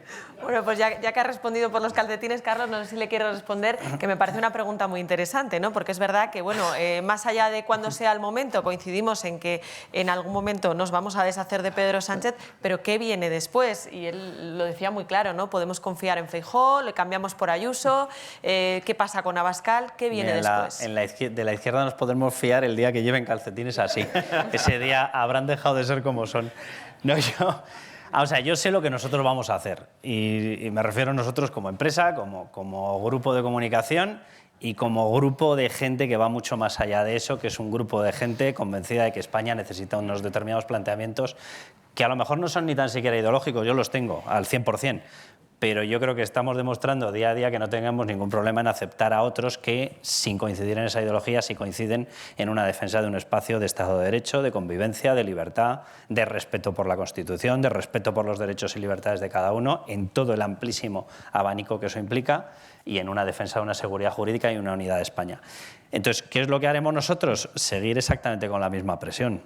Se llame como se llame el que llegue y se llame como se llame el que esté en la izquierda. ¿Qué puede ocurrir en España? Vamos a ver, yo soy bastante escéptico con respecto a lo que pasa en España, porque llevamos muchas décadas, más de 2, de destrucción cultural, lo digo literalmente, de un desmoronamiento de cuestiones que no se ponen en duda. Si te vas a Francia, si te vas a Estados Unidos, si te vas a Reino Unido, en Reino Unido tuvieron un 7J y se unieron todos.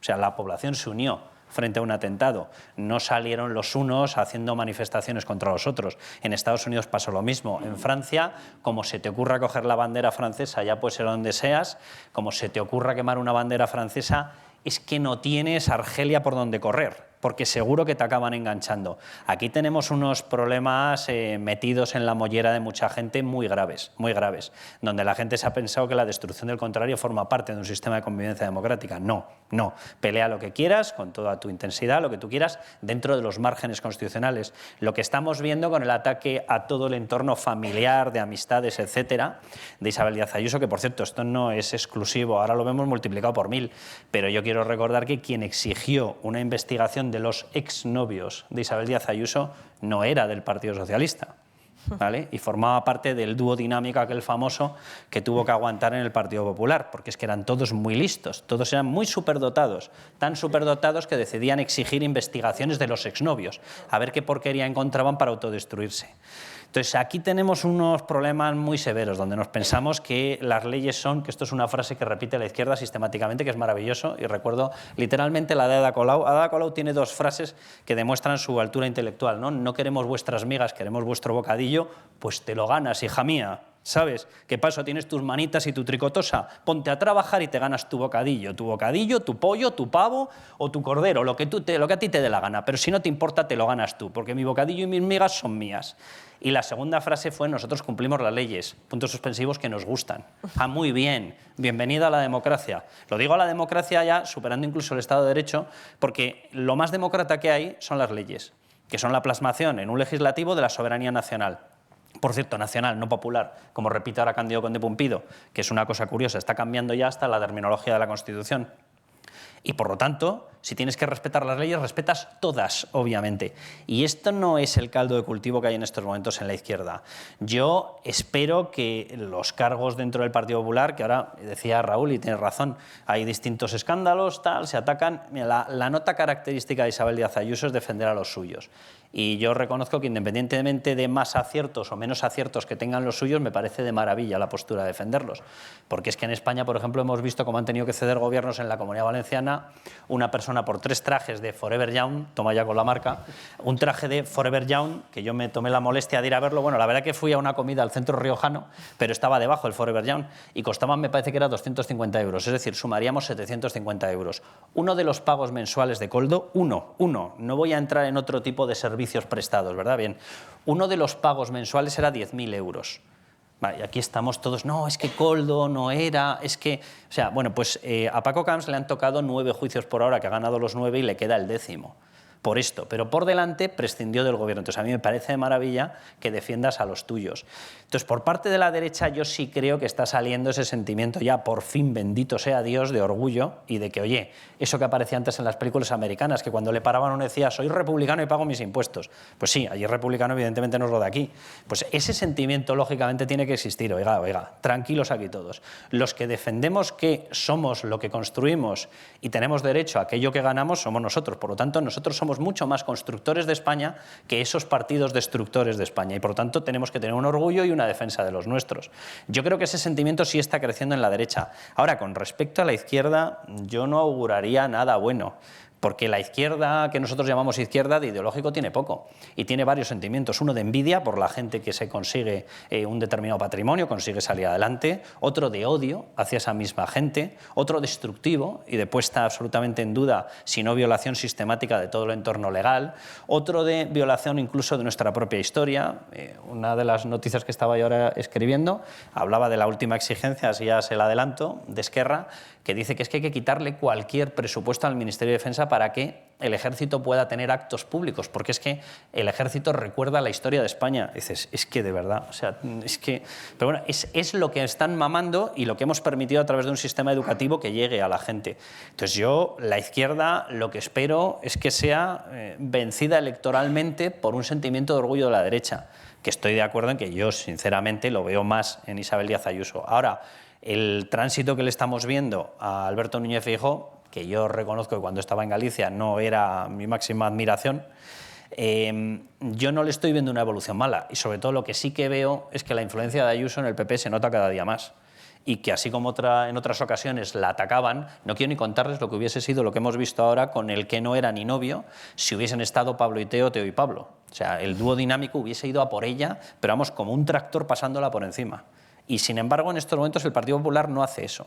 Y luego, yo de verdad, o sea, al margen de eso, vamos a ver, no hay partidos perfectos.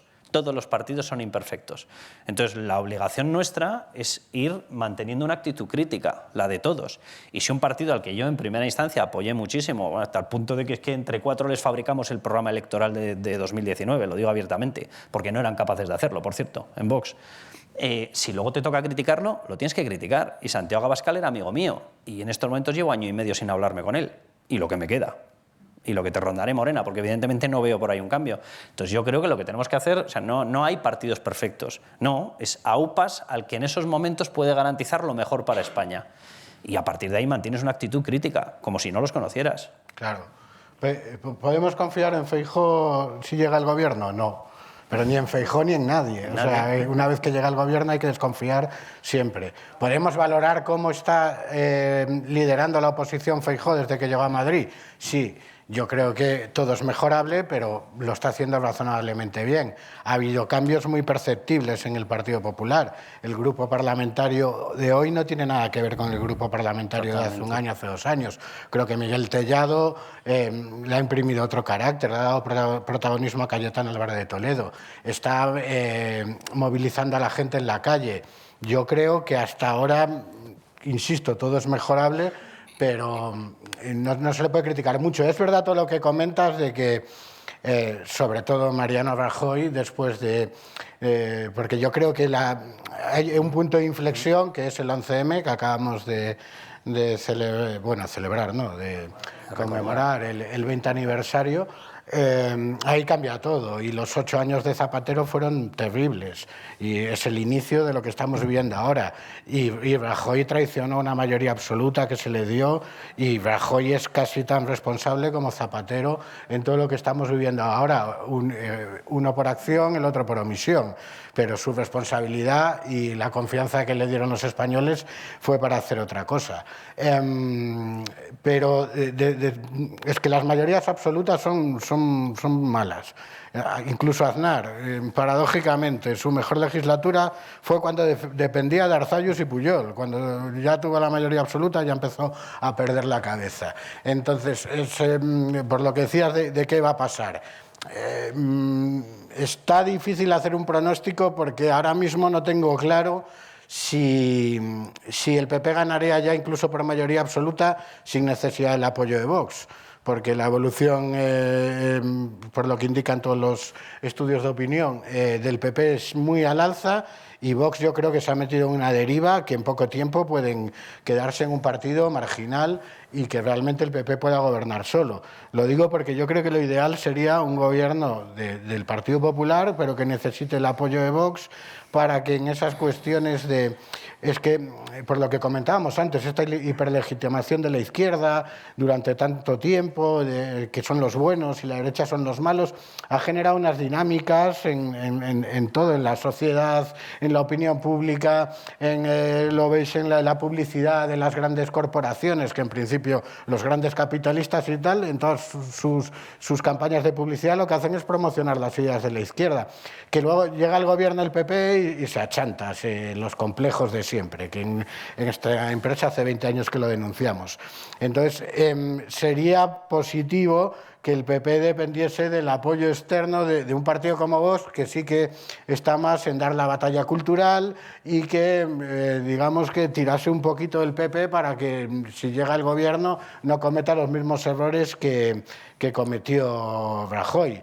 Yo insisto, no confíes de nadie que llegue al gobierno, ni de Feijóo, ni de nadie, y veremos lo que sucede, porque soy muy escéptico en cuanto al futuro de Vox. Yo creo que si se mantienen en la línea política en la que están ahora, si las elecciones fuesen dentro de un año, año y pico, a lo mejor se quedan en menos de 10 escaños y el PP puede pactar con el PNV, lo cual pues no sé qué resultado tendría. Pero lo ideal sería un gobierno del Partido Popular que necesite a Vox para forzar al PP a dar la batalla cultural y que no sea un simple cambio de gobierno, sino que suponga un cambio más profundo, que es lo que necesita España, en línea de todo lo que acaba de comentar Carlos. ¿Alguien más por ahí? Ah, por aquí. Hola, buenas tardes. Quería felicitaros por el trabajo que hacéis durante todos los días y especialmente a Miguel Ángel, porque cuando escucho a Dieter, cuando dice Miguel Ángel, buenas noches, digo, otra. y bueno, luego mi pregunta era si, ¿qué os parece Europa? Si el prófugo si fuera otro país, ¿pasaría esto? Gracias. Pues Miguel Ángel, por alusiones. ¿A qué se refiere exactamente si pasaría esto? ¿A qué se refiere? Que no le entregan. Ah, Lo de Bélgica, sí, lo de Bélgica, sí. sí, es que... Bueno, es que aquí hay que recordar que claro, que Bélgica además tiene un pasado en estas historias, ¿no? Porque durante años España ha estado reclamando, por ejemplo, etarras, con delitos muy graves, y Bélgica no ha entregado esos etarras, ¿no? Entonces yo creo que aparte de lo que decía, ¿no? Y gracias por su mención, por cierto, el problema es que además también Puigdemont, que como dice Carlos, no es tonto, su equipo jurídico pues está en Bélgica y es un país que además tiene esas normas que nadie entiende, que protege, ¿no?, a terroristas en vez de entregarlos a sus respectivos países para que sean juzgados, condenados y por supuesto que vayan a la cárcel. ¿Cuál es ahora mismo la situación de España a nivel Europa, ¿no? ¿Tenemos autoridad o no?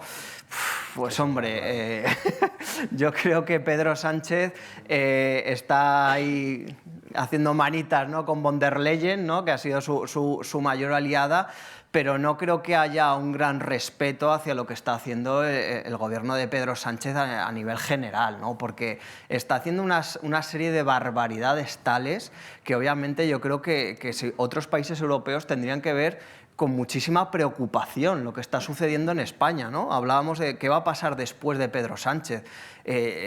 Carlos y yo, ¿no?, lo comentamos hace un momento, un respiro. Yo estoy de acuerdo, o sea, es que necesitamos un respiro. Después de estos 5 largos años de Pedro Sánchez, más lo que nos queda todavía, que no sabemos cuánto será, es que creo que los españoles necesitamos darnos un respiro porque ha sido una vorágine de escándalos, de barbaridades, de atacar a las instituciones del Estado de Derecho, que los españoles necesitamos también un poco de tranquilidad, un gobierno que nos dé certezas, que nos dé tranquilidad, porque eso es precisamente lo que nos falta con Pedro Sánchez. Es que con Pedro Sánchez te despiertas cada día y ¿cuál va a ser la siguiente, ¿no? ¿Cuál es la próxima fechoría que tiene en la cabeza para seguir en el poder y qué está planificando? Yo creo que necesitamos en España unos años de tranquilidad. Obviamente, cuando la izquierda no gobierna, ya sabemos lo que va a hacer. Pues tomar las calles y a la mínima de cambio, huelgas, montar follones, montar líos,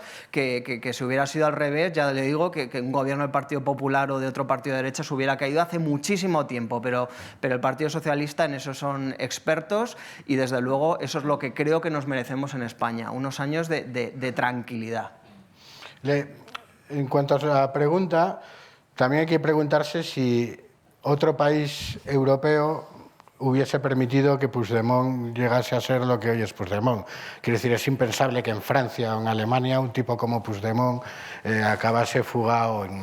Creo que aquí el problema es nuestro y que más allá de lo que has contado tú de Bélgica y de que ha habido un fallo evidente en el funcionamiento de la Unión Europea, porque no se entiende que en el ámbito donde hay libertad de circulación de personas, donde es una jurisdicción única, puede haber un tío refugiado en Bélgica y tal, pero yo creo que la anomalía es nuestra, el problema es nuestro por producir a Puigdemont, o sea, que no pasaría porque en ningún otro país se hubiese tolerado y ahora me vuelvo a acordar de Rajoy y de Soraya y compañía, que se hubiese llegado al extremo que se llegó con Puigdemont. Sí, yo no creo que tengamos una maldición bíblica. O sea, al final, en la Unión Europea, en todas las estructuras supranacionales, ¿impera el derecho? Bueno, sí, pero impera la exigencia y la fuerza con la que tú impones tus deseos y tus reclamaciones. Si el gobierno, yo con este tipo de cosas siempre pienso lo que hubiese hecho Margaret Thatcher. A Margaret Thatcher le tocaron las narices con las sentencias del Tribunal Europeo de Derechos Humanos, que ni es tribunal ni es nada, eso no es una corte por encima de la nuestra, no forma parte del orden jurisdiccional, y después de tocarle las narices varias veces sacó la conclusión y dijo, miren, aquí no se aplican esas sentencias, porque ustedes no van a desacreditar un sistema judicial que es independiente y bueno. Y se acabó, y se acabó. Y fin de la presión y fin de la historia. Entonces, si España con sus gobiernos, que hemos tenido dos, el de Mariano Rajoy, que no tenía ninguna gana de hacerlo, y el de Pedro Sánchez, que tiene todas las ganas de hacer lo contrario, es imposible que nosotros pidamos y planteemos sanciones en el seno de la Unión Europea si no nos entregan a esta persona. ¿Lo puedes hacer? Lo puedes hacer con fuerza y lo puedes hacer con liderazgo. El pequeño problema es que uno de los que estuvo no quería y el otro quiere todo lo contrario. Entonces, ¿cómo vas a pedir nada? Ahora, si tú tomas medidas al estilo de como te lo toman los grandes países y te dicen, sí, sí, que me parece muy bien, que tú tienes derecho a no extraditarnos, vale, perfecto. ¿Cuáles son tus sectores de prioridad económica? Bien, bien. Que sepas que en la próxima reunión de ministros de no sé qué te voy a bombardear tal sector. Y la entrada de tus productos ya te puedes ir buscando la salida, porque la entrada la conocerás, pero la salida ya te la voy a decir yo. Ese tipo de cosas se hacen en el entorno internacional, si tienes ganas de que se apliquen tus intereses. Aquí la gran pregunta es cuáles son los intereses de Pedro Sánchez. Y la gran pregunta también era en muchas ocasiones cuáles eran los intereses de Mariano Rajoy, que parecía que no los tenía. Este los tiene malos. Mariano Rajoy es que no los tenía. O sea, una cosa surrealista. Esto es un lío, esto es un lío. O sea, a mí me encantaría... Miren, yo hablé con una de las personas que estuvo en el contingente policial de las furgonetas que estaban alojadas a 100 metros, 150 metros de la principal nave en Cataluña, en Barcelona, en un polígono industrial, donde estaban parte de las urnas, pero una parte muy importante de las urnas del 1 de octubre. A las 2:30 estaban apostados, con las furgonetas preparadas para salir e interceptar los cargamentos de las urnas. A las 2:35 recibieron la orden de que las dejaran pasar. Y el gobierno que estaba no era del Partido Socialista. El gobierno que estaba, si se le puede llamar gobierno, era de Mariano Rajoy, uy, qué lío, y de Soraya Sáenz de Santamaría, qué cosquillas le hago en los hombros a Oriol Junqueras. Y decidieron que pasaran las urnas. Y esto es así, o sea, contado por uno de los agentes que estaba allí, que ya evidentemente después de ver lo que vio y encima le tocó tener que estar en el equipo del filtrado de datos de Luis Bárcenas, decidió que mandaba a determinado sitio la ubicación que tenía y en estos momentos está el pobre de Policía Nacional en una comisaría de aquí de Madrid. Entonces, pues bueno, pues esto es lo que hay. Si tú no defiendes a los tuyos, ¿quién te los va a defender? Es que la autonomía catalana tenía que haber estado suspendida mucho antes de que se llegase a la convocatoria. Si no pisó el despacho Soraya Sáenz de Santamaría. La pusieron un despacho y no lo pisó. Y decían allí, dice, joder, le hemos dejado un despacho de pequeño, ¿qué más da? Si no fue. O sea, podía haber sido el armario ropero, ¿qué más da? Si no llegó ni a estrenarlo. O sea, o tienes ganas de hacer cumplir el derecho, o tienes ganas de hacer cumplir las leyes, o las leyes no sirven para nada. Yo cuando estudié teoría del derecho, aquí la licenciada en Derecho me lo corroborará, yo recuerdo que decía, ¿qué es el derecho? Dice, bueno, la existencia de las leyes y la aplicación de ellas. Si no existe la aplicación, no existe el derecho. Si no tienes ganas de exigir el cumplimiento, ¿a dónde vas? ¿A dónde vas? Hoy hemos visto el dictamen, entre comillas, por llamarle algo, de la Oficina de Conflicto de Intereses, que da vergüenza ajena, dependiente del Gobierno, obviamente. Y ha concluido, cuando se está ampliando la denuncia, incorporando el hecho de que Begoña Gómez consiguió un patrocinio de 40.000 euros al año, estaban ya concluyendo y firmando, sin ni siquiera leerlo, que no hay conflicto de intereses. Sí, que se han dado prisa, hombre, es que si el propio gobierno tiene que determinar si hay conflicto de intereses en el gobierno, es que es fascinante la cosa. La argumentación jurídica la podrían haber hecho. Conflicto de intereses ninguno. Tengo interés por robar, interés por llevármelo, interés por permanecer, interés por proteger. No hay ningún conflicto. La propia oficina es un conflicto de intereses en sí mismo, porque claro, el gobierno nombra a una oficina para ver si tiene conflicto de intereses. Sí, estoy encantado. ¿Dónde está el conflicto de intereses si nunca tuve el interés de proteger a España? ¿Dónde está el conflicto de intereses? Les ha faltado decir. O sea, es de vergüenza. O sea, es de vergüenza. Creo que había alguna pregunta más por allí o por aquí. Hola, ¿qué tal? Buenas tardes. Yo creo que un poco de maldición bíblica sí que ha habido en algún momento en España, con esto de la legitimación de la izquierda gratis siempre, ¿no? Y eso es política, eso no es bíblica, ¿eh? Sí, es bíblica, porque no había manera. Lo de Julio fue un poco de maldición. No, para mí lo de Julio, por ejemplo, Yo, como no soy periodista, puedo decir, hombre, salvando los tacos y todas estas cosas, puedo dar mi opinión, pues es una manipulación encubierta de las elecciones. O sea, realmente el poner las elecciones un 23 de julio es realmente decir, no quiero que votéis, o si votáis, que sea lo menos claro posible, y voy a poner todos los problemas que pueda, ¿no? Entonces, hecho ese análisis, pues hombre, si la gente ahora empieza a sentir orgullo de pertenencia a la derecha, gracias a Ayuso, por eso, yo creo que la maldición bíblica se va a destruir del todo. Luego, pues quería preguntar, porque yo no tengo muy claro exactamente, vale, esta gente quiere la voladura de Sánchez al final de las elecciones catalanas, pero ¿a cambio de qué? ¿Qué quieren conseguir? Y ya por último, un comentario solamente, frívolo, absolutamente frívolo. El señor Cuesta me ha acompañado aquí a la sala y yo no me he fijado para nada en sus calcetines. Claro. Pero si lo hubiera hecho, le hubiesen encantado, seguro. Pues no sé quién quiere responder y además os voy a pedir que las respuestas sean un poquito más breves, más que nada porque creo que queda alguna pregunta más y así que todo el mundo tenga oportunidad. Muy rápido, ¿no? Lo de las elecciones catalanas no es que traten de conseguir algo cargándose a Sánchez, es que a Sánchez le va a resultar imposible contentar a todos. Y esta gente funciona como funciona y le va a ser imposible tener contentos a Junts y a Esquerra. Esquerra ha tenido hasta en los últimos meses, o está teniendo un comportamiento, digamos, muy tranquilo o muy leal con Sánchez, porque tenía a Pere Aragonés en la presidencia de la Generalidad. Pero Esquerra fuera de la Generalidad se va a comportar de una manera completamente diferente.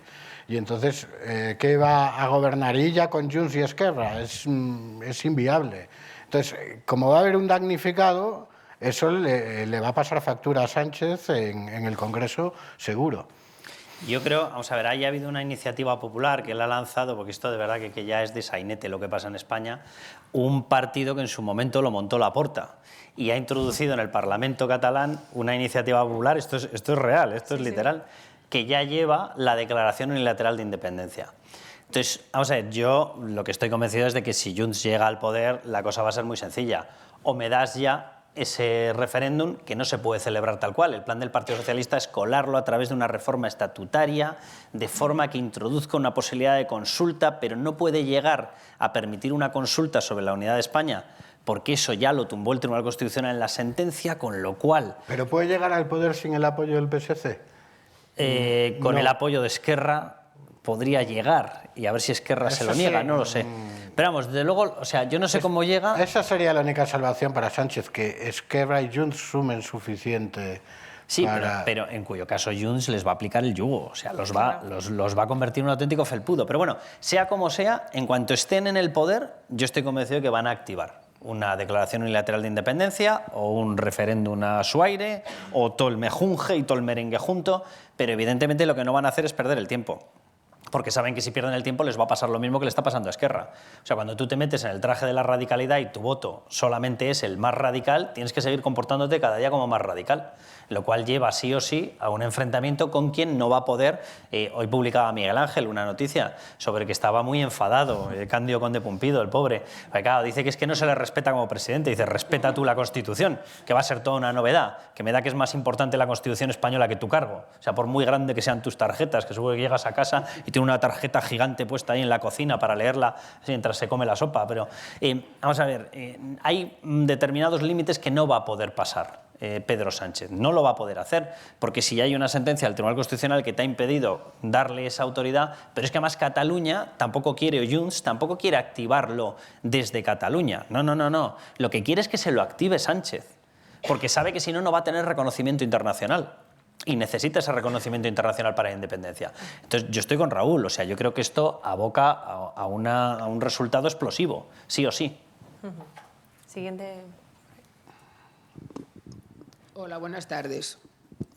Yo soy más bien pesimista, porque es que yo ya en el 93, cuando volvió a salir el PSOE, dije, uy, esto de la democracia no es lo que yo creía que iba a ser. Yo es que no puedo entender, lo primero, la izquierda es revolucionaria, la derecha no lo es. Entonces, todo esto que estáis planteando es lo que pasa, que en cuanto que la derecha pues patina, se te cae todo encima, salen de manifestación, las calles te rodean, tal. La derecha es imposible.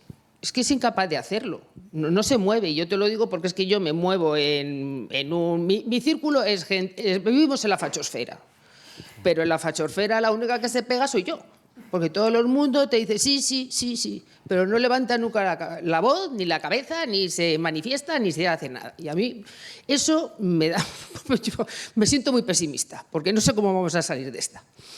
Y una cosa, vosotros como tenéis relación con los políticos o tal, una curiosidad, a Casado y a de las aceitunas, ¿cómo el Partido Popular lo sigue manteniendo como socios del partido, como se diga? Es que es una cosa alucinante. A ver, pregúntenos cosas que tengan respuesta. No, pero si yo... Ya, pero como vosotros tenéis ahí, es que es una cosa como inexplicable. Hay cosas que son incomprensibles para todos, ¿no? Sobre todo el Partido Popular. Sí, pero es que no sé, claro, entonces lo de Rajoy, siempre todo el mundo le llama a Rajoy a Feijóo. A Miguel Ángel, a ver, hay una pequeña garantía de que no van a ceder en lo del Consejo General del Poder Judicial, porque es que yo me temo que en una de estas llegan a un apañito de esos y ya... ¿Los veis seguros? Yo creo que a día de hoy lo veo poco probable que el Partido Popular cediera en este tema. Yo creo que una cosa es el paripé, las declaraciones de cara a los medios de comunicación, a la opinión pública, porque aquí hay otra cosa muy importante que es el relato, como dicen. No quiere parecer el PP que es obstáculo de nada, pero yo creo que a día de hoy, por la gente con la que hablo, lo ven imposible en el Partido Popular e incluso en el propio CGPJ que vaya a haber un acuerdo y más con el panorama actual. Es que yo no me fío. Vamos a acelerar también las preguntas para que dé tiempo a más gente, así que si pueden ser un poquito más breves las intervenciones, también se lo agradezco para que todos tengan oportunidad. Adelante. Buenas tardes, muy breve. Solo 2 comentarios y una pregunta muy breve. Primero, como aquel señor decía, creo que hay que desmitificar a Felipe, que no fue un gran jefe de Estado, como dicen ahora, fue el que puso todos los vientos que han traído estas tempestades, y uno del más gordo de todos fue a mediados de los 80 ceder la educación a las autonomías, sobre todo la vasca y esto. Los niños de aquella época que ahora tienen 40 años, ahí están ya con el coco lavado. El otro comentario es que Europa nos ha ayudado, pero indirectamente. El hecho de pertenecer al euro ha evitado que siguiéramos en la peseta, que ahora estaría devaluada a niveles increíbles. Y gracias a que estamos en el euro, estamos como estamos. Pero no podemos esperar de Europa ninguna otra ayuda de otro tipo. Y la pregunta es, la amnistía, yo pensaba que había 2 posibilidades que se frenara en el Congreso, y las 2 han fallado. La tercera que me queda a mí es, y la pregunta quizá para usted, ¿el rey puede negarse a firmarlo o tendría que dimitir para no firmar esa ley? No puede negarse a afirmar, que esa es una de las leyendas urbanas que se lleva diciendo desde hace meses, poner la responsabilidad en el rey tiene que firmarlo. Yo creo que esto no es una cuestión del rey, es una cuestión de política, de partidos políticos, del gobierno, del Partido Socialista, y yo creo que en esta ecuación, por mucho que algunos de forma interesada por querer erosionar la monarquía, incluso desde el sector de la derecha, pues me parece totalmente injusto e injustificado poner el foco en el rey. No puede ni debe. Precisamente ahora yo creo que el rey tiene que ser especialmente escrupuloso con sus funciones, que un rey constitucional las tiene muy limitadas, y ahora más que nunca el rey tiene que ser muy prudente. Y pues estoy totalmente de acuerdo con lo que dice Felipe González, y del aspecto de la educación, no solo la cesión a las autonomías, sino cómo entregó, digamos, todo el monopolio cultural en España al Grupo Prisa, entonces, al País, a la SER, y toda esta hiperlegitimación de la izquierda que comentaba antes viene de ahí. Y eso de hablar mal de la identificación de España, de lo español, con el franquismo como una cosa casposa, antigua, facha y demás.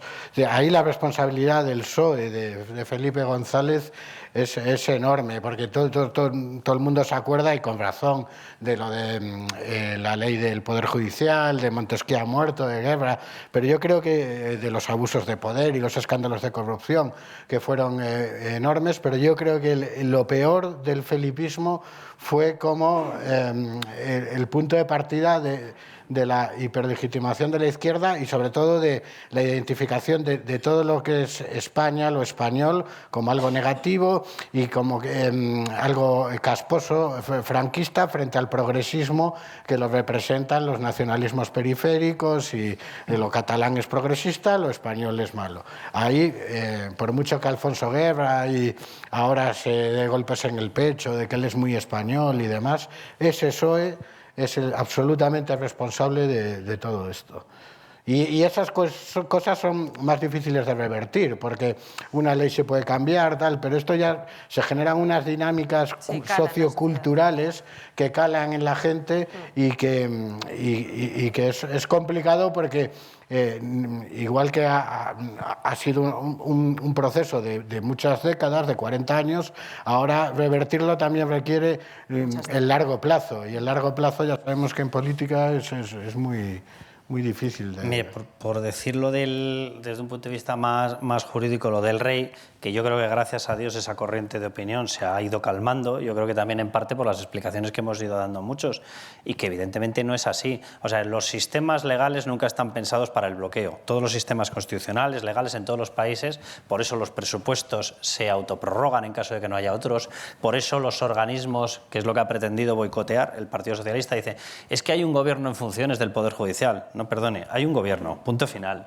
que no está renovado, pero tiene todo el poder. O sea, que no existe este concepto. Es decir, las instituciones tienen que seguir funcionando por un principio muy básico, y es que tú no puedes bloquear el funcionamiento, porque no estarías bloqueando una institución política, estarías bloqueando un país. Con lo cual, cualquier discusión entre los partidos que llevase a un no acuerdo llevaría a la paralización y hundimiento y quiebra del país. Todos los sistemas constitucionales garantizan que siga funcionando el sistema. En caso de que el rey intentara parar algo, automáticamente sería trasladado como conflicto de competencias a una sala donde hay un gran amigo nuestro, lo digo con toda ironía, es la famosa sala 7-4 de Cándido Conde Pumpido. Es decir, el árbitro que se encargaría de juzgar al rey, igual que a la famosa mesa del Senado, si deciden paralizar la tramitación, sería Cándido Conde Pumpido, con el problema para los magistrados constitucionalistas, no les voy a llamar ni conservadores ni progresistas, de que no podrían aplicar otra cosa. Porque cogiendo la Constitución tal cual, la Constitución garantiza el Estado en funcionamiento, no puede garantizar el Estado bloqueado, porque entonces estaría paralizando el país.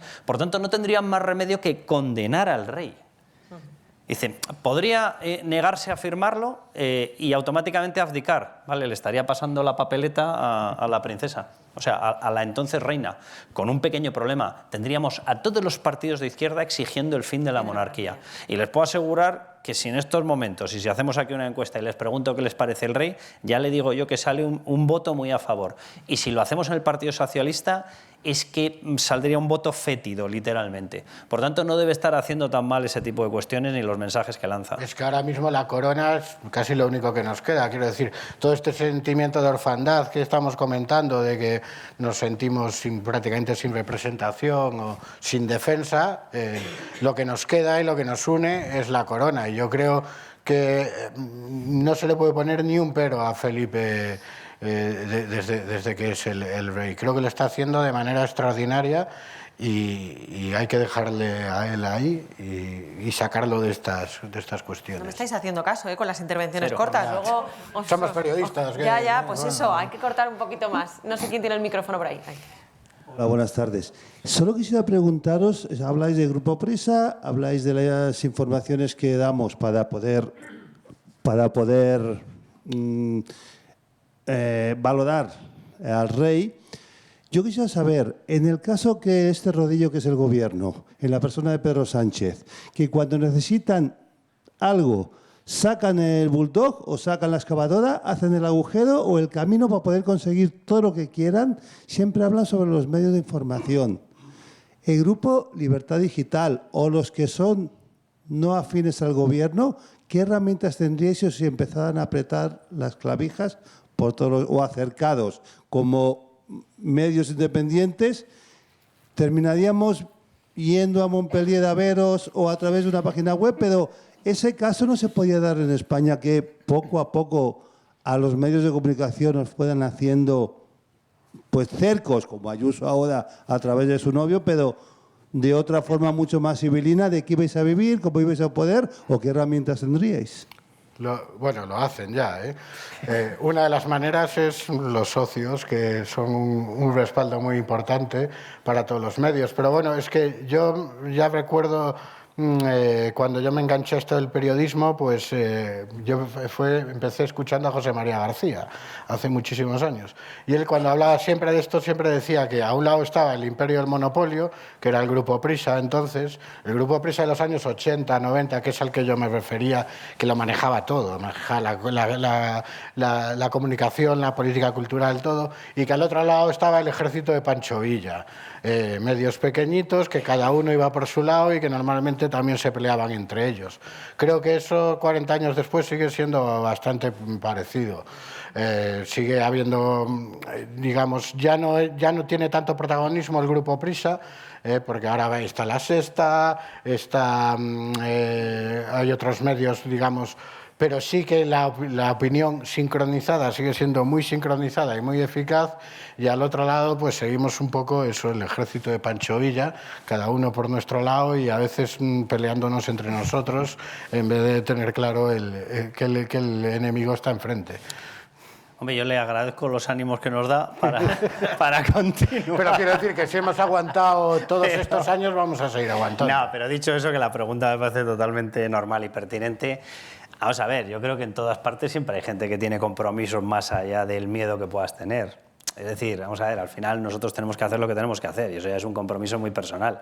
O sea, para mí, y hablo ya en primera persona, la defensa de la Constitución, la defensa de la unidad de España, la defensa de la libertad, no es una cuestión que me la plantee y si te pasa algo, ¿qué ocurre? Bueno, pues si me pasa algo, pues ya sortearemos ese río. ¿Sabes? Que tienes que tener ese planteamiento. Es que si no tuviéramos ese planteamiento no habría voces críticas. O sea, a mí, para empezar, no sé, ya es que es mi forma de ser. Yo estoy convencido que hablo en nombre de todos. A mí la docilidad es que no me pega con los calcetines, no me va. Y no me da la gana. Y no me gusta y me aburre. bien en las dificultades, yo creo. O sea, que luego, nos gustan. Sí, y luego, o sea, hay una cosa que es verdad. Y bueno, y ustedes en esto son muy importantes. Eso sí que se lo quiero remarcar. Vamos a ver, este tipo de actos tienen un fin. Y es mantener una comunicación y mantener una fidelidad en las dos direcciones, que es lo único que existe como fidelidad. Lo otro es lo que pide Puigdemont, que se llama sumisión. Entonces, no, nosotros les damos el mejor producto y les damos las mejores informaciones y el mayor contacto porque queremos que ustedes sigan ahí y que sigan apoyándonos. Y, por ejemplo, líneas como la que estamos sacando en YouTube, donde ya les adelanto que en estos momentos somos el segundo medio de comunicación más visto en YouTube de toda España. Lo voy a repetir, el segundo medio de comunicación más visto de toda España. Nos supera el Grupo Prisa. Punto final. De hecho, en diciembre adelantamos al mundo en vídeos totales visionados, teniendo mucha menos plantilla. Muchísima menos. Muchísima. Pero mucha menos. Muchísima menos. Tú tranquilo, que aunque cojan las listas de socios, no tendremos miedo a que nos investigue Hacienda. No hay problema. A ver si dice lo mismo cuando le llegue el sobre con la mancha negra, que parece la de los piratas, la mancha negra. Ya sí que se nos agota el tiempo, pero no sé si tenemos tiempo para alguna pregunta más. Sí, bueno, enhorabuena por todo lo que estáis haciendo. Al hilo, simplemente un pequeño comentario a lo que decía este señor. Existió Radio Andorra Independiente hace muchos años, ¿no? Con lo cual podéis hacerlo igual, ¿no?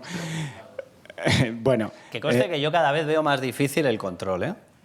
Porque cada vez hay más mecanismos de relación directa con la audiencia. Cada vez más, cada vez más. Y la respuesta es muy buena. Vamos, en nuestro caso la respuesta es muy buena.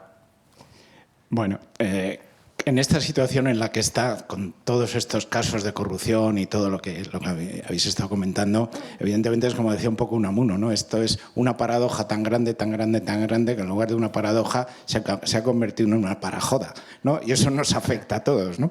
Pero bueno, o como decía un general chileno con el que me tocó trabajar hace un montón de años, decía, autoridad que no abusa se desprestigia, ¿no? Entonces, en este caso estamos haciendo lo mismo, ¿no? Estamos viendo este tipo de situación. Pero bueno, yendo al principio de exigencia para exigir a los políticos. Cuando se hacen las listas electorales, automáticamente nadie, digamos, lo eligen los partidos políticos. Pero también es cierto de qué forma un medio de comunicación, como es Libertad Digital, puede, en función de lo que salga, decir, oye, este se ha convertido en un político profesional. Yo conozco a alguno que decía, yo es que me tengo que poner en la lista de la mitad para arriba, que así me garantizo que salgo.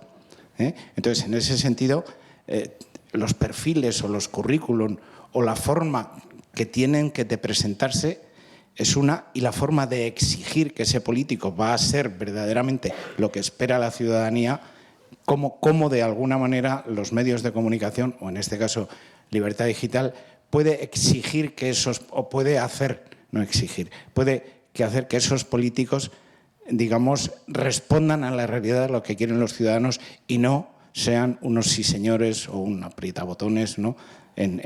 Para, al final, a lo largo de su vida. Yo coincido con algunos de los que han ido a Bruselas y es que no se saludan ni entre ellos ni aun siendo del mismo partido. Nosotros creo que hacemos eso, pero aquí el problema de fondo es el sistema electoral. En España el estar en una lista depende exclusivamente de quién manda en el partido y eso pues no es como otros sistemas electorales donde sí que existe una relación entre los representados y su representante mucho más directa, y sí que el hecho de que el político cumpla con lo que se espera de él es determinante para definir su futuro o su ascenso en la política. En España lo que marca por el sistema de listas cerradas y bloqueadas, controladas por los aparatos de los grandes partidos, en España lo que marca que asciendas políticamente o no, no es tu relación con los representados, sino con el que te nombra. Es decir, el que más agrada al jefe es el que tiene más posibilidades de medrar. Ahí los medios pues podemos informar, yo creo que nosotros lo hacemos, valorar lo que hacen los políticos, pero a la cuestión de fondo no, mientras se mantenga este sistema electoral y de elaboración de listas es lo que hay, no hay mucha solución. Bueno, en cualquier caso, yo creo que nuestra labor la intentamos cumplir, ¿no? Que es, pues eso, el hacer una labor de control, estar pendientes de todo lo que hay, publicar noticias como las que publicamos, y en ese sentido, pues lo único que podemos decirles es que nosotros seguiremos al pie del cañón. Miguel Ángel Pérez, muchísimas gracias por acompañarnos hoy y no sé si nos auguras muchas noticias en los próximos días, si nos quieres adelantar algo o... No, hombre, siempre hay cosas, Sandra. Que nos lean y nos escuchen como sigan haciendo. Muy bien. Carlos Cuesta, muchísimas gracias también por estar aquí hoy. Raúl Vilas, muchísimas gracias. Y a ustedes, pues sobre todo las gracias de verdad es para ustedes por estar ahí siempre, por acompañarnos hoy en este diálogo del Club LD. Y bueno, nos vemos la próxima. Muchísimas gracias por venir.